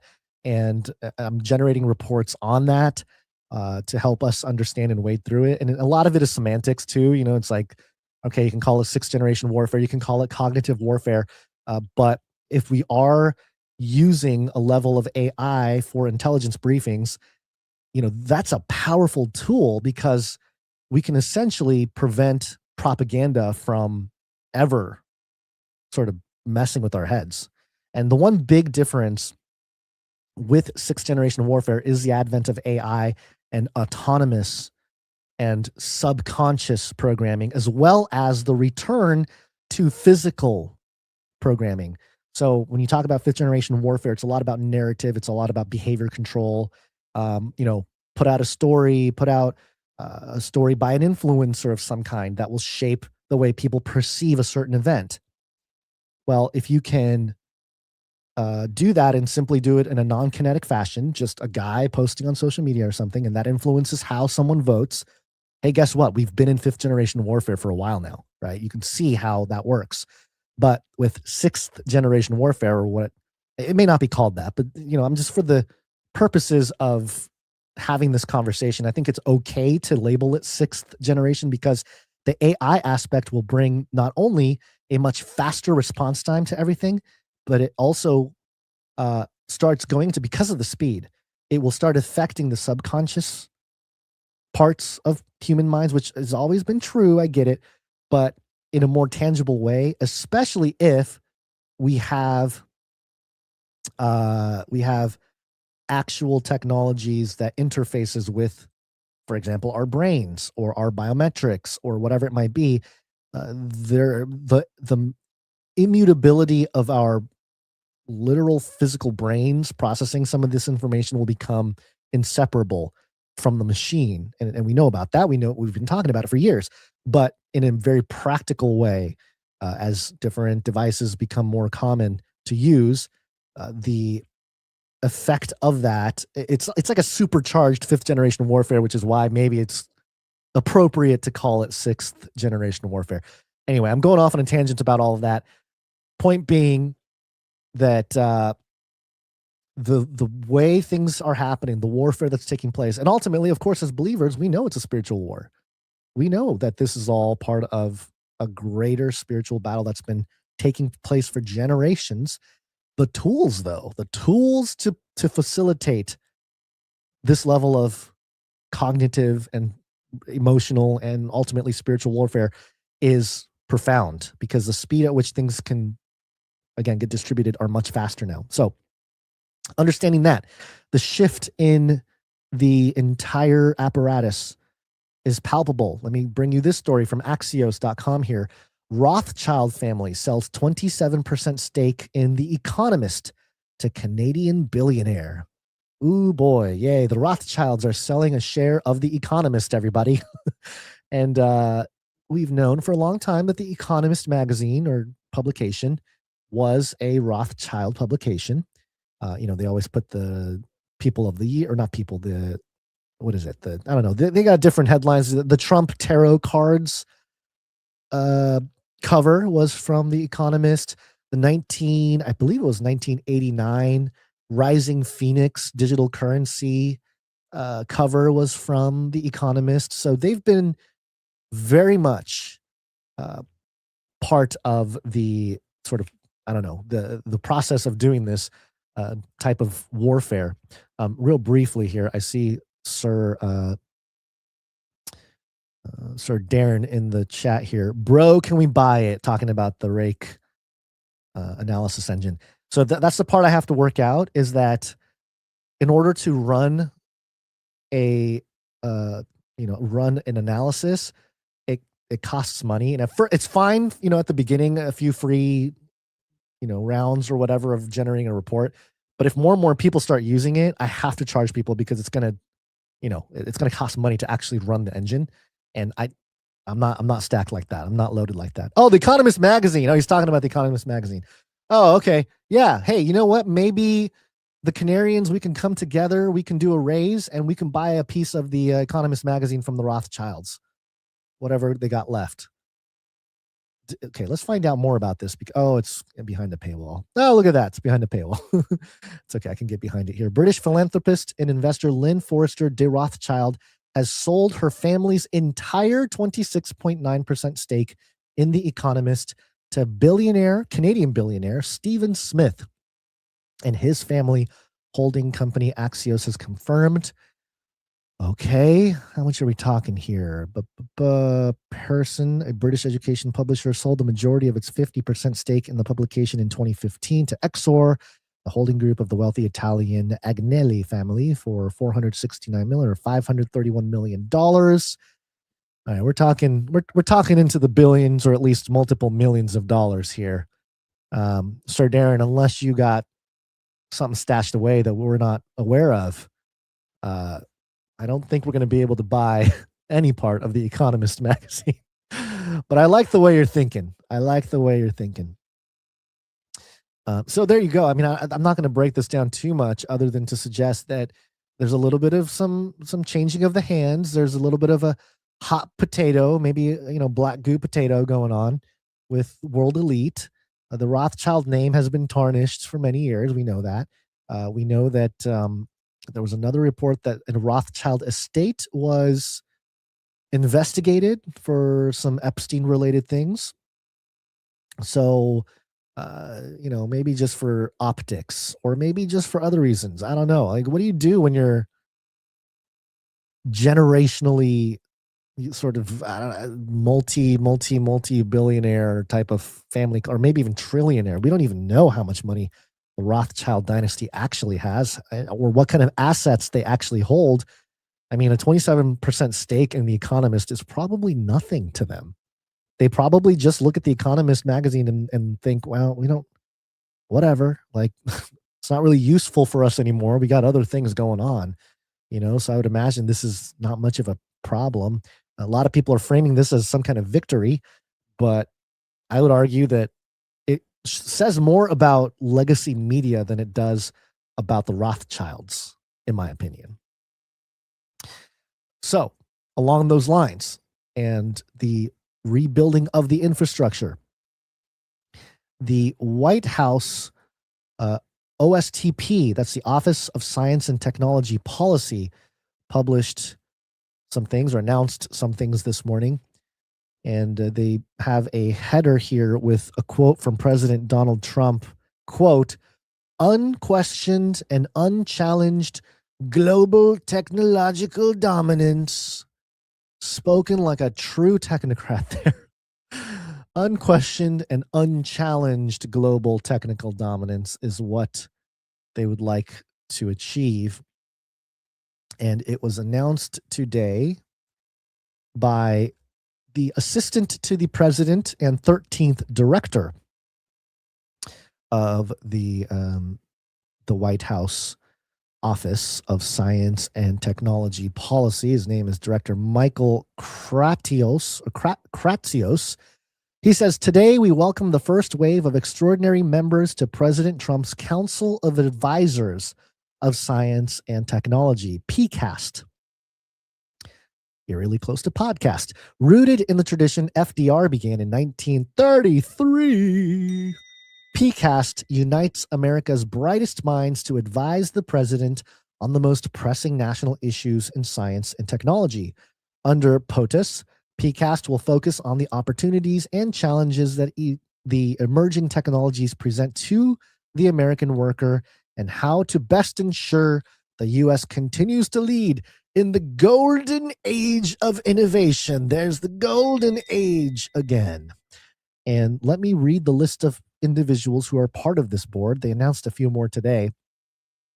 They include Mark Andreessen, Sergey Brin, Safra Katz, Michael Dell, Jacob DeWitt, Fred Irsham, Larry Ellison, David Friedberg, Jensen Huang, who just recently said that NVIDIA AI has achieved AGI, or artificial general intelligence, which is a great marketing tactic, John Martinez, Bob Mumgard, Lisa Su, and Mark Zuckerberg. There you go. There's your council of, what are they called? The It's President Trump's Council of Advisors on Science and Technology. Wonderful. So they are going to be shaping AI ethics, technological ethics, ensuring the golden age of American dominance in technology and science continues. I mean, I don't know, man. I don't know about that. This sounds a lot like the scientific dictatorship, if you ask me. It sounds like the virtual panopticon. It sounds like the individuals in the central tower of the panopticon who have control and visual and surveillance and everything over the imprisoned citizens that surround the tower. That's what that sounds like to me, but what do I know? I'm just a guy on the internet screaming into the microphone. I know nothing. All right, so speaking of science and technology, let's discuss real quick the largest machine, the most expensive machine known to man today.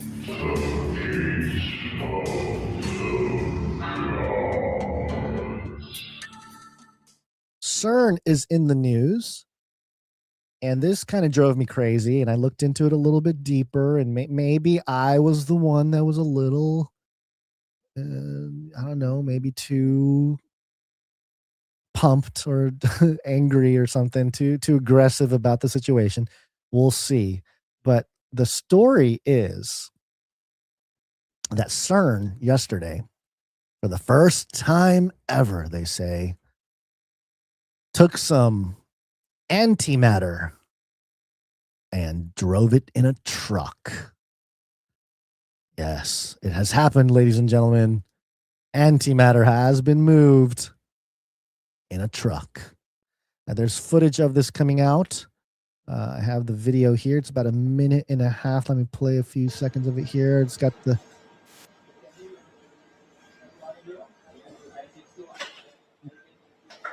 in there. And you know, it's interesting. There's something in there. It looks like, oh, is that the glowing? Is that the antimatter inside the thing? No, it's just a touch screen probably for the thing.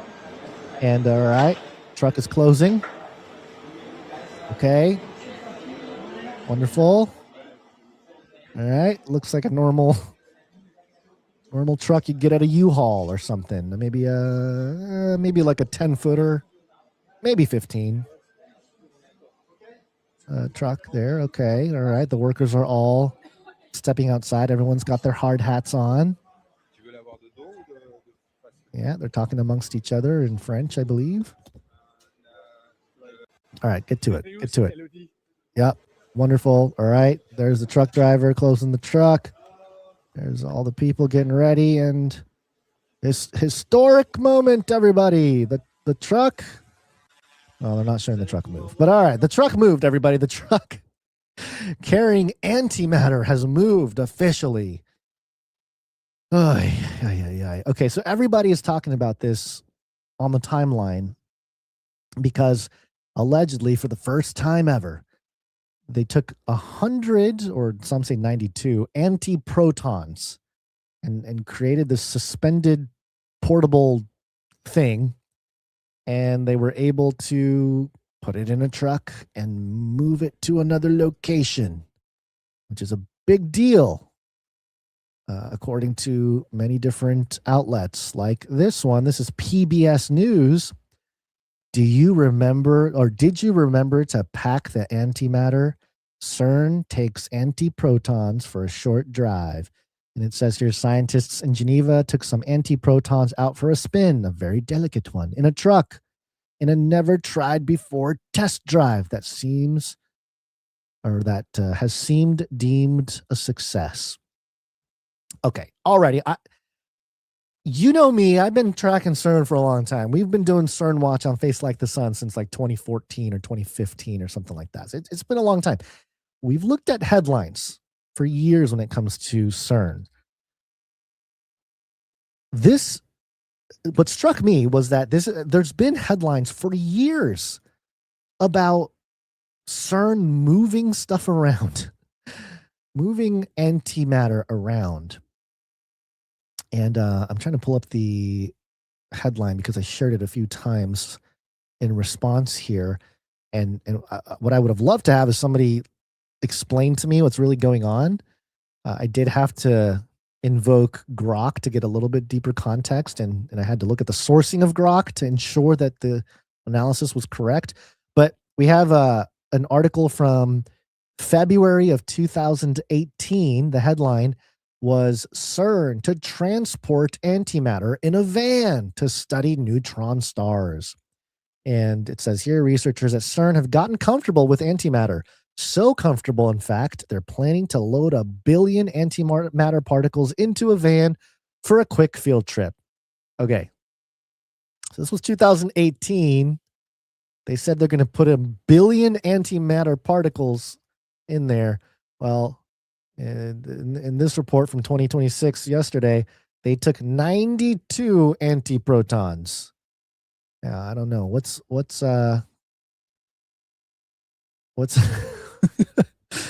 hold on. I'm going to ask Grok, okay? I'm going to ask Grok because, he is going to tell us. Grok's going to tell us how big, let me just find out here. How much of a difference is 1 billion particles of antimatter against 92 antiprotons? Okay, let's see what Grok says.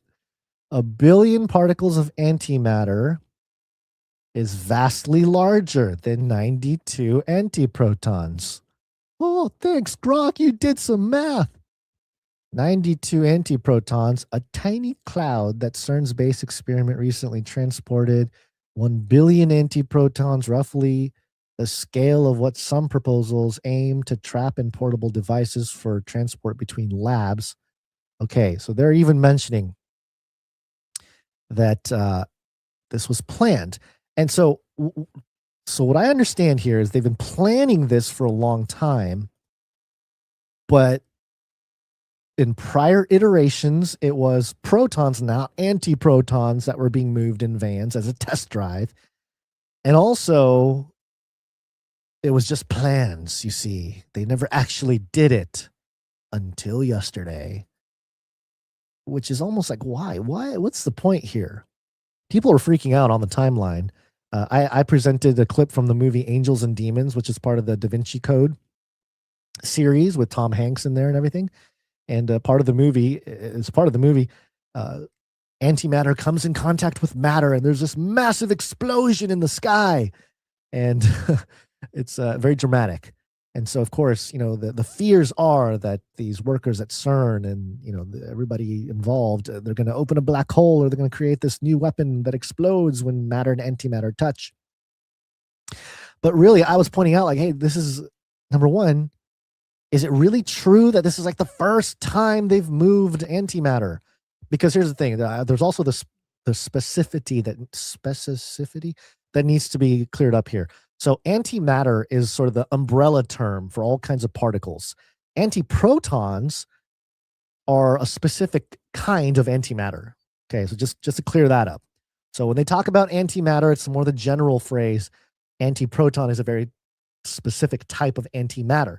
So when they say, oh, we moved antiprotons for the first time ever, it may be that they moved a different kind of antimatter in a van before, or something to that nature, because this story is not new. They've been talking about this for like 8, 9, 10 years of moving antimatter in a van. So I think what's really going on here is not so much the story of, hey, we did it, we moved antimatter, and here we are, we're so wonderful.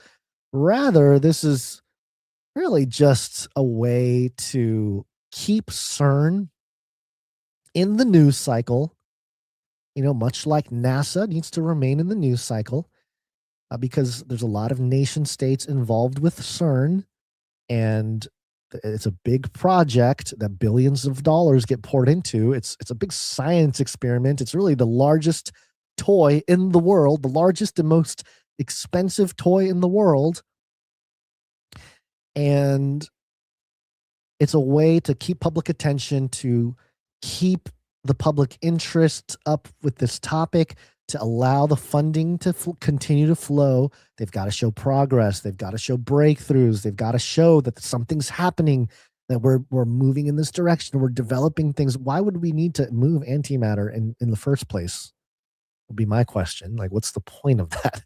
Other than to invoke maybe, people that have been paying attention to the Da Vinci Code stories or the Angels and Demons film and stuff. And, oh, look, it's kind of like that, like the Jack Landale or Landon, whatever that character is, the Tom Hanks character. And it's like, oh, I feel like that guy, moving around antimatter particles. And look, I'm so risky because we're doing it in a van and everything. It's how are we supposed to know as a general public that that's really going on? We don't get to know that. But to me, when it's stuff like this is announced and everybody starts carrying it on the timeline, that's what's really going on. It's more about the PR of CERN, less about the actual breakthrough of the technology or something else. And look, CERN, again, I'm one of those weird, crazy people that looks at CERN headlines every day. I know it's a sad life. It's really quite lonely, to be honest with you. It's not fun most days. Okay, it's really boring. But here's why I feel this way about stories like this. I think it was a week ago, maybe last week. The CERN, they came out with a story that said, "Hey, we found a new particle. It's a theoretical particle that's been discussed for years theoretically, but we actually found it. We mathematically and scientifically can affirm the existence of this particle." Crickets. Nobody cared.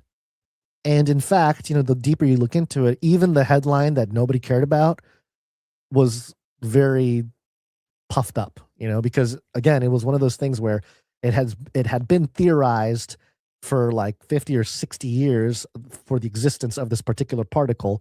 And then the math and the experiments and the data from all the collisions in the Large Hadron Collider showed that, yeah, it looks like that particle exists.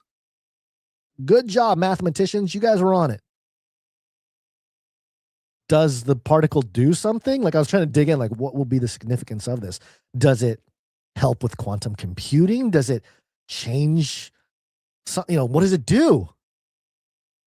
Nothing. It doesn't do anything. We just found this particle. Nobody cares. So, but nobody really gets pumped up for a story like that unless there's a little bit more of a hook to the story.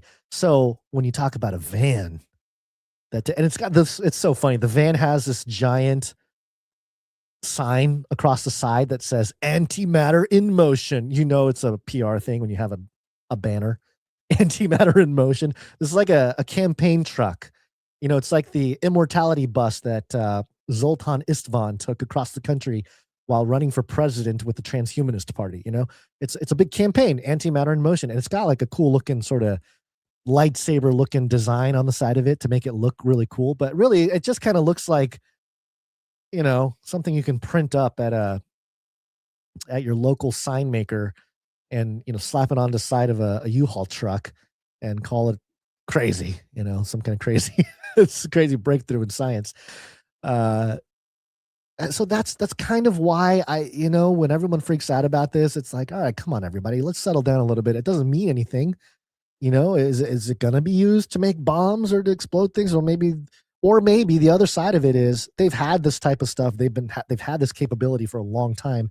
They're not going to tell the public, but in order to tell the public, let's make it a big rah-rah event and we'll put it in a truck and we'll label it Antimatter in Motion and we'll drive the truck down the street, and have the photo op and the video op and there you go. You get everybody on X screaming about it, right?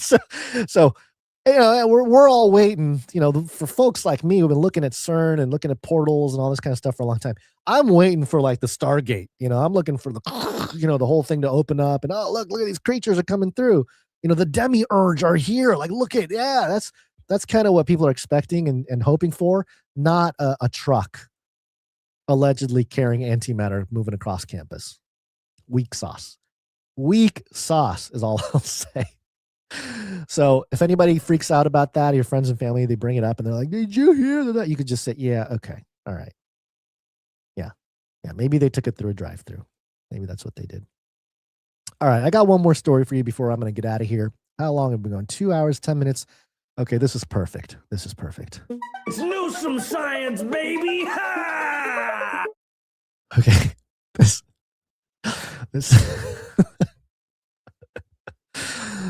This is a story, I suppose, of Gavin Newsom, governor of California. Made a post a couple days ago. It caught the attention of the internet. So good job, Gavin Newsom. He really knows how to stir up the crowd. He shared a photo, a split face photo. On one side is Gavin Newsom. And the other side is Patrick Bateman, who is the character. He's a character played by, the actor's name is escaping me right now. Somebody in the chat will tell you, and then I'll tell all of you listening. Patrick Bateman, he's the narcissistic serial killer from American Psycho. Remember him? Christian Bale. Thank you, chat. Christian Bale plays Patrick Bateman. And the caption that Gavin Newsom provided for this split image was this, quote, "For so many years, people have been saying that Patrick Bateman and I look alike. Now this pic has been going all over the place. What do you think?"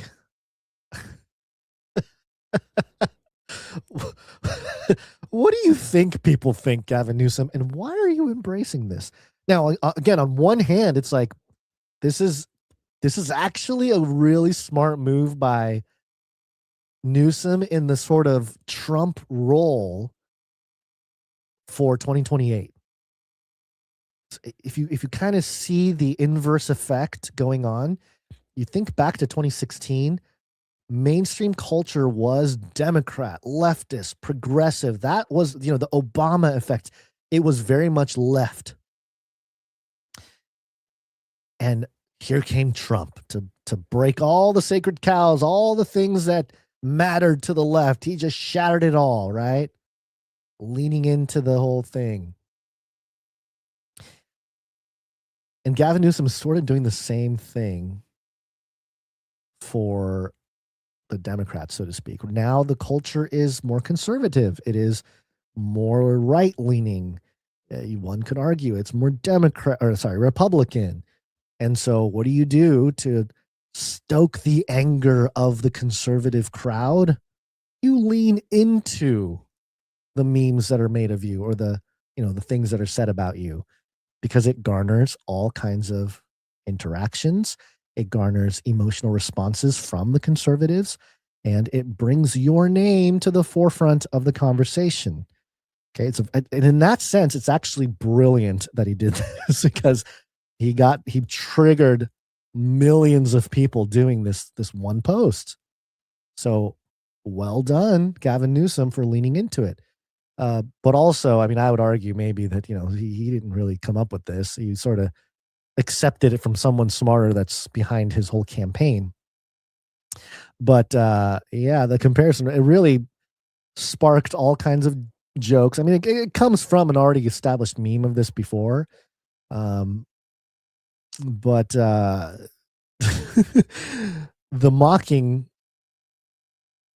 coming from pretty much everybody, but especially right-leaning conservatives, they were primarily mocking the self-reference, linking himself to a psychopath, which a lot of people are like, yeah, Gavin, we think you're a psychopath. Good job. Like you're self-aware of your psychopathic nature, apparently. In light of all the corruption stuff in California becoming exposed, in light of the past few years, how Gavin Newsom has been perceived as a leader in California. We had the French Laundry situation, the billions of dollars lost in the stimulus stuff, the $1 billion he spent on masks for Californians made by a Chinese car company. Yeah, that's not fake, folks. That really happened. So this leaning into, hey, I'm a psychopath, kind of works, because it might, first of all, it was great for engagement, but also it might stoke even more support, like irrational support from his actual base, which is very small, I would imagine. So I don't know what this does for the greater presidency run in 2028, But I will say that he is trying to pull off what Trump did in 2016. At the very least, that is the case. And Sir Darren was talking about look maxing. Yeah, that's a whole different thing going on there. I think that is a thing happening of trying to, kind of, make fun of yourself, but also like, yeah, I'm so handsome, guys. I'm such a good looking guy. Yeah, like me and Christian Bale, we're just the same guy, basically. We're the same good looking guy. So yes, yeah, a little look maxing going on for sure. But in general, I think this is not Gavin Newsom wanting to do this. I think it was Gavin Newsom, somebody behind his persona, his team maybe, saying, hey, this is how Trump did it. Let's do it like Trump. Let's lean into the criticisms and the memes that are made of you. Don't shy away. That's how to do it. So, yeah. There you go. That's all I really had for you guys today. Let's see. Is there anything else that's pressing right now that needs to be addressed? I don't think so. But I appreciate everybody being here and hanging out and checking out the show. And again, we go a couple times a week, Mondays and Wednesdays. We go live. And, it'd be great to go live every day. I wish we could do that. We certainly appreciate all the supporters over the years who have stuck with us, all the different kinds of changes we've gone through with scheduling. But we also, I think a couple times a week is better for the purposes of this show, which is to break down world events and doing it through the lens of scripture and a biblical perspective, because it allows for different stories to build up, and then we can kind of address it all in a few hours instead of reaching for things every day. And so there's pros and cons for both, because when you let things simmer for a little bit, you can have a big story that pops off on a Thursday, but by the time we get to Monday, it's not what it was, or maybe it fizzles out into something else, or there's more development that you can get a little more perspective on based on not the initial reaction, but the second, third, fourth levels of reactions or developments of that story. And I think if you're a listener of somebody, a listener of this show, you're going to get much more value out of maybe, 15 minutes that will cover a story from that perspective than like sitting there tick for tack, everything that happens and reacting to it in the moment emotionally, usually. And, all of us are susceptible to it. There are plenty of posts on my X feed that that have a little bit more of an emotional reaction to certain news events or stories. But that's okay. That's sort of the initial reaction that I'm documenting. And then over time, you can curate it, or, we're not afraid to change our views on things. Although I would argue that our greater thesis on things have already been validated in a sense and continue to get validated based on the stories that come out. Because we do share a particular worldview here. And it's not just the worldview of the Bible being true and Jesus being the Savior. Those things are absolutely the core and foundation of this podcast. But beyond that, in terms of analysis of world events and news, we have a fairly unique perspective. We were inspired by people like No Agenda, but I think bringing in that spiritual aspect of it is just as important, and understanding that there's not fear to be presented here. The only fear we should have is of the Lord, a reverent type of fear, but also a true fear. There should be a genuine type of like, oh man, I want to clean up my life because I don't want to face God and have him point at me all the different faults that I have. And like, we all have faults. We all have different things. We've all screwed up in different ways, and we've had high moments, low moments in life. But as I kind of reflect on my 43 years of life here and thinking about how much time I got left, it's a reality check. It's like, okay, my children are getting a little older. Nobody's getting younger, actually, except maybe, some creepy vampire people. But our time is limited on this earth. And so I don't want to waste it just going with the trends of the world, or being swayed by this story or that story, or being scared and oh, we got to vote this way, otherwise you're a terrible person. And it's just a waste of time and energy. We need to focus on what's going to be helpful to people, and I think pointing people to Christ is the ultimate help that you can do for your neighbor. Which reminds me, there was a prayer request along those lines. Let me just pull it up. This individual said, and you know who you are, said they need prayers. I know Jesus said, love your neighbor as yourself, but if I'm being honest, I've really struggled with that when it comes to my current neighbors. Listen, we all have, okay? I mean, I don't know what this person's talking about, if it's a literal neighbor who lives next door, or if they're talking about their spouse, or maybe someone in their family.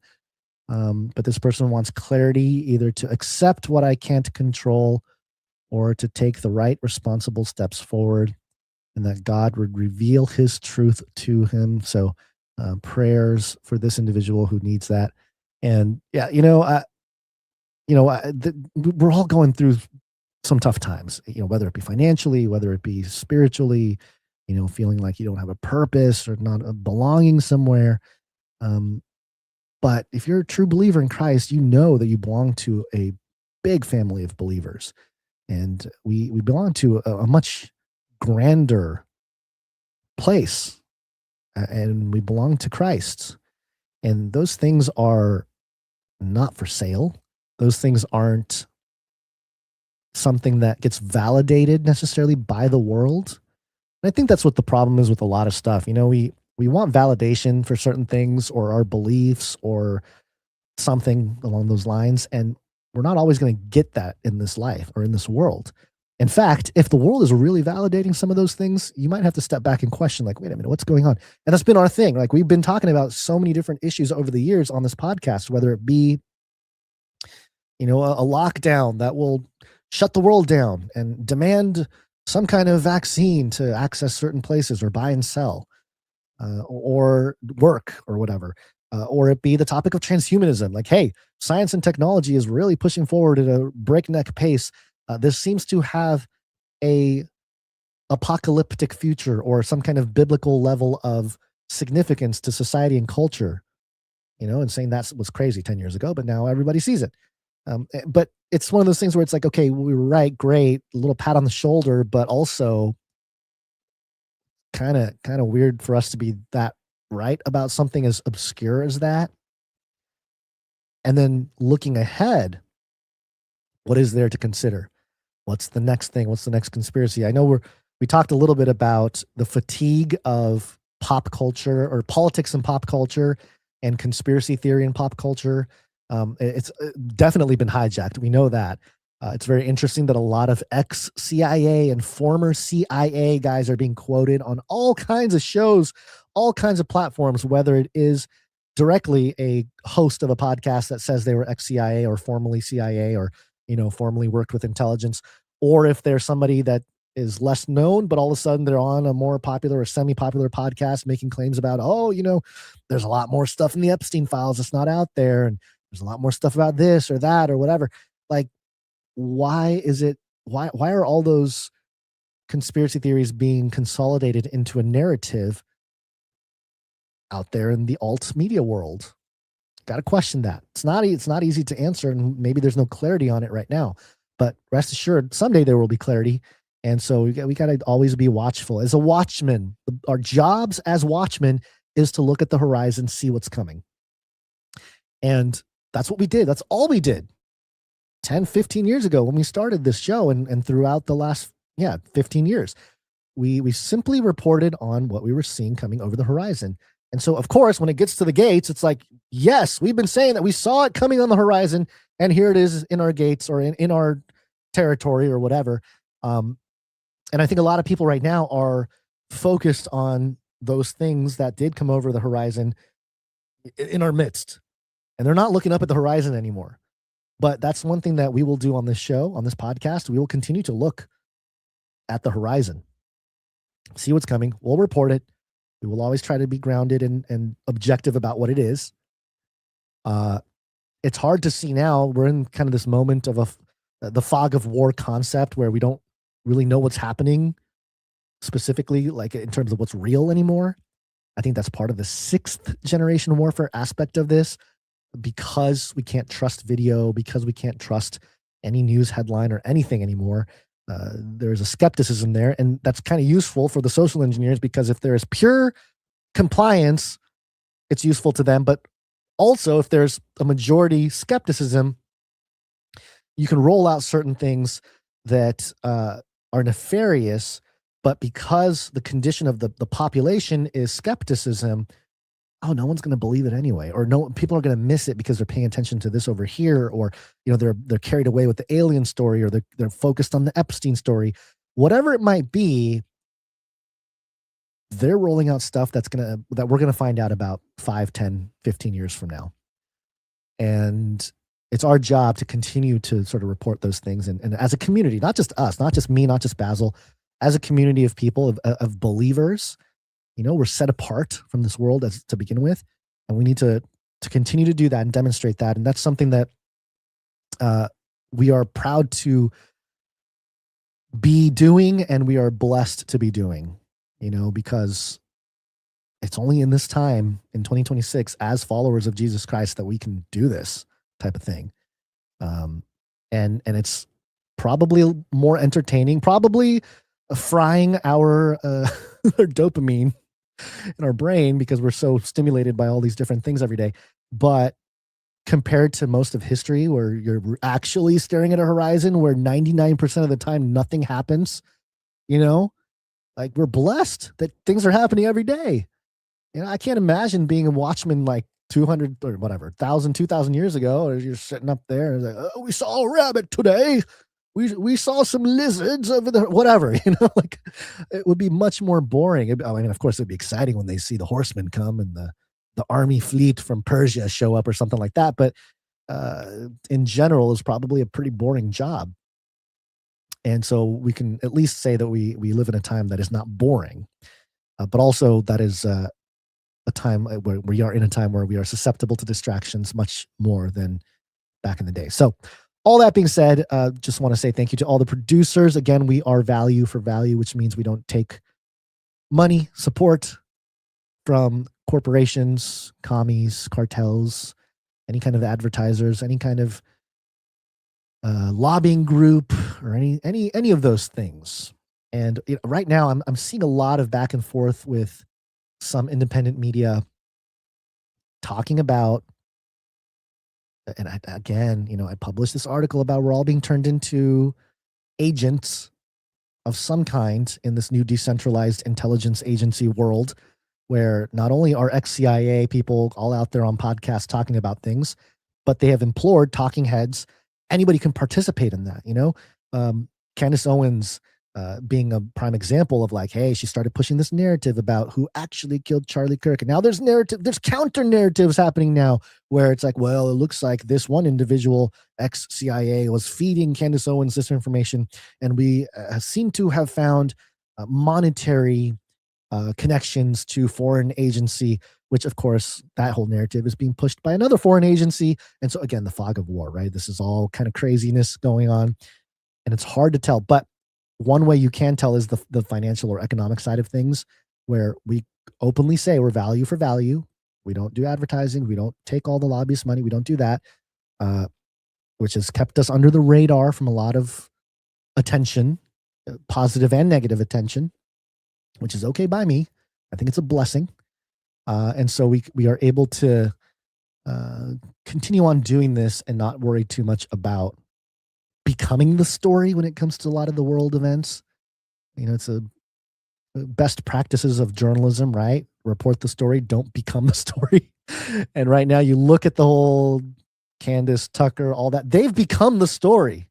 They're part of the op. It's a big reality show. I'm not saying what they're saying isn't true, but they have become part of the reality show that everybody's watching. And now there's analysis of what Candace said versus what Laura Loomer's saying, and what this person's saying, what that person. It's a reality show. It's just it doesn't help anybody. It's just narrative versus narrative, and ultimately, Nick Fuentes or whoever. Again, to me, that stuff is like really low hanging fruit. That stuff is not helpful for anybody. And I think what we do here is much more fruitful and much more positive for your well-being. And I think a lot of people agree with that. And so we appreciate those who agree with sentiments like that or something to that effect, and support the show with your time, talent, treasure. Again, you can go to canarycry.support to learn a lot more about that.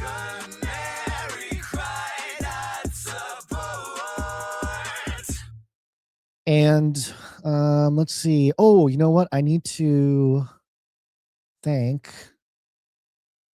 Cage Rattler Coffee, because today's show definitely wouldn't have been possible without my coffee. I have it in this little gonzo cup here.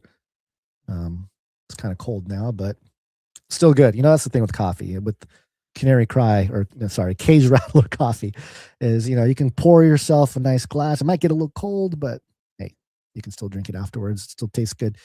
So go do that. It's one way to support the show. A piece of the purchase of the Cage Rattler Coffee goes to supporting this show.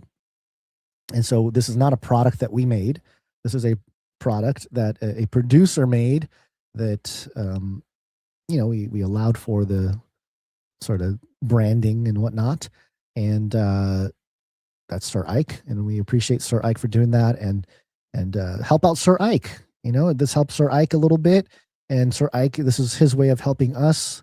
I mean, he helps us in multiple ways. I mean, he's almost he's as important to the Canary Cry operation as Basil and I, for sure.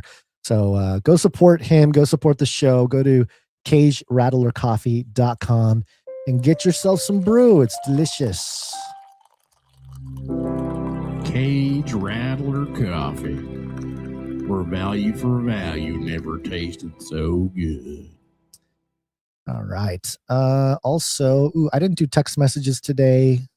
It's more of a Basil thing, but do text us the word canary at 877-740-3226, and we will text you when a show is going live. Or maybe sometimes, like very occasionally, we will send out a text saying like, hey, no show today because, you know, we're all sick or something like that. So if there's no show, or if there is a show, we will send out a text. We're not sharing that list. We're not selling that list to anybody. We are we're keeping it under the hood there and maintaining your privacy, so you can you know, just ensure that we're not gonna do that. Which is too bad that a lot of different, you know, people that take your text number or your phone number or whatever, that they will sell that to other people for money. I mean, it's just so troubling. Anyway, we don't do that here at Canary Cry. We keep that safe and private for you the best we can. Also wanted to thank the people coming in with talent. Oh, we did have a piece of art. I'm going to save that for Monday. It was from Ianon. Ianon, thank you for the art. We will save it for Monday because I think it'll be fun to do it with Basil. So appreciate you for sending that in. Also, you can support the show with your talent. That's all kinds of administrative stuff going on in the background. One of the things you can do is help us with timestamps. Timestamp, it's hard work. Timestamp. It is hard work. And Jade Bouncerson was the one who did the timestamps for episode number 925. Thank you, Jade Bouncerson, for your commitment and loyalty to the show. It's been fantastic. A lot of these producers coming in with Time, Talent, Treasure are long-time producers of the show. And really, it's a huge blessing to have this little team of producers helping the show, because we really couldn't. I mean, the show would just be such a mess without some of these people. So thank you to all who participate in that regard. Thank you to Clank and Jam. And I know I'm missing people. I feel terrible. I don't want to miss anybody, but I know I'm missing some folks who help us out with their time as well. Go to canarycry.party. I'll give you all the links to many different things that we do, whether it's the podcast, whether it's our X accounts, or also different communities that we have. We have a Discord. We have a Telegram group. So find all those things at canarycry.party. Oh, the solo shows, it's a catch-22 because it's like, okay, I get to kind of just do my thing on a solo show, but I have to talk for 2.5 hours straight.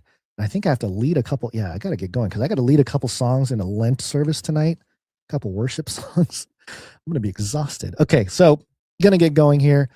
Tell your friends and family that tomorrow is Heaven's Gates Mass Suicide UFO Cult Awareness Day, which is unofficial, but let's just call it that. Let's see, 29 years since the Heaven's Gate mass suicide that occurred. Oh man, that's so crazy times. And then of course this Saturday is Respect Your Cat Day. Maybe the cats put a trap so Basil will cut his foot open or trip on something or whatever. They were jealous. The cats were jealous that Basil was spending too much time with the emus. And like big brothers do, they get jealous. You know how it goes. You know the story. Genesis 4. Go read it. Cain and Abel. Guess what? Older brother, a little jealous of the younger one, right? Yeah, you know what happens. Maybe that's what was going on because it's National Respect Your Cat Day on Saturday. He's like, hey, it's Cat Day. What are we going to do this weekend? He looks out, and all the cats see is Basil playing with the emus, and they're like, those emus. And then they set a trap, and it didn't hurt the emus. It ended up hurting Basil. But I'm sure the cats are happy. It's like, now you must lay here and give me your attention.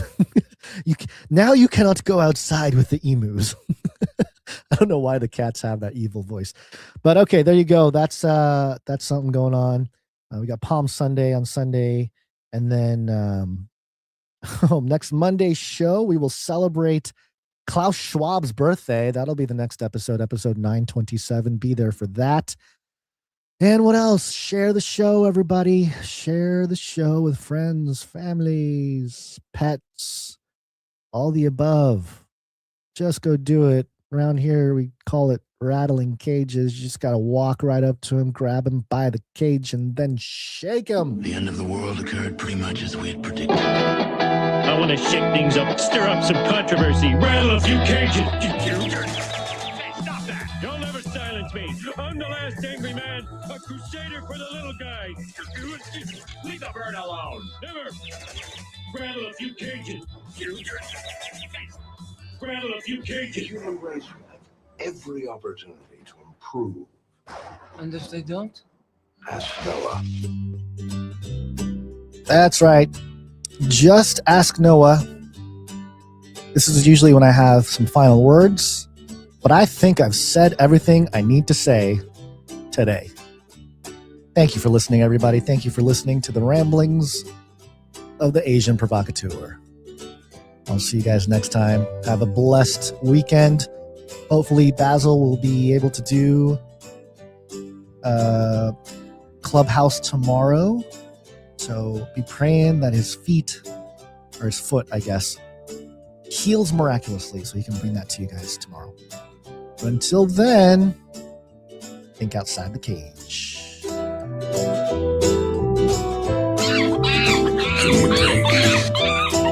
I'll keep you warm and safe in my people's zoo. This is the United States of America, for God's sake.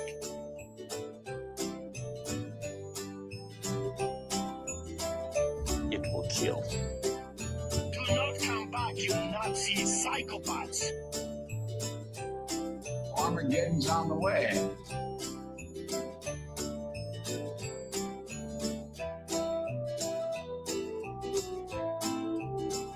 They're going to probably try and rattle her cage a little bit more. Remember, reality is an illusion. The universe is a hologram. Buy gold. Bye!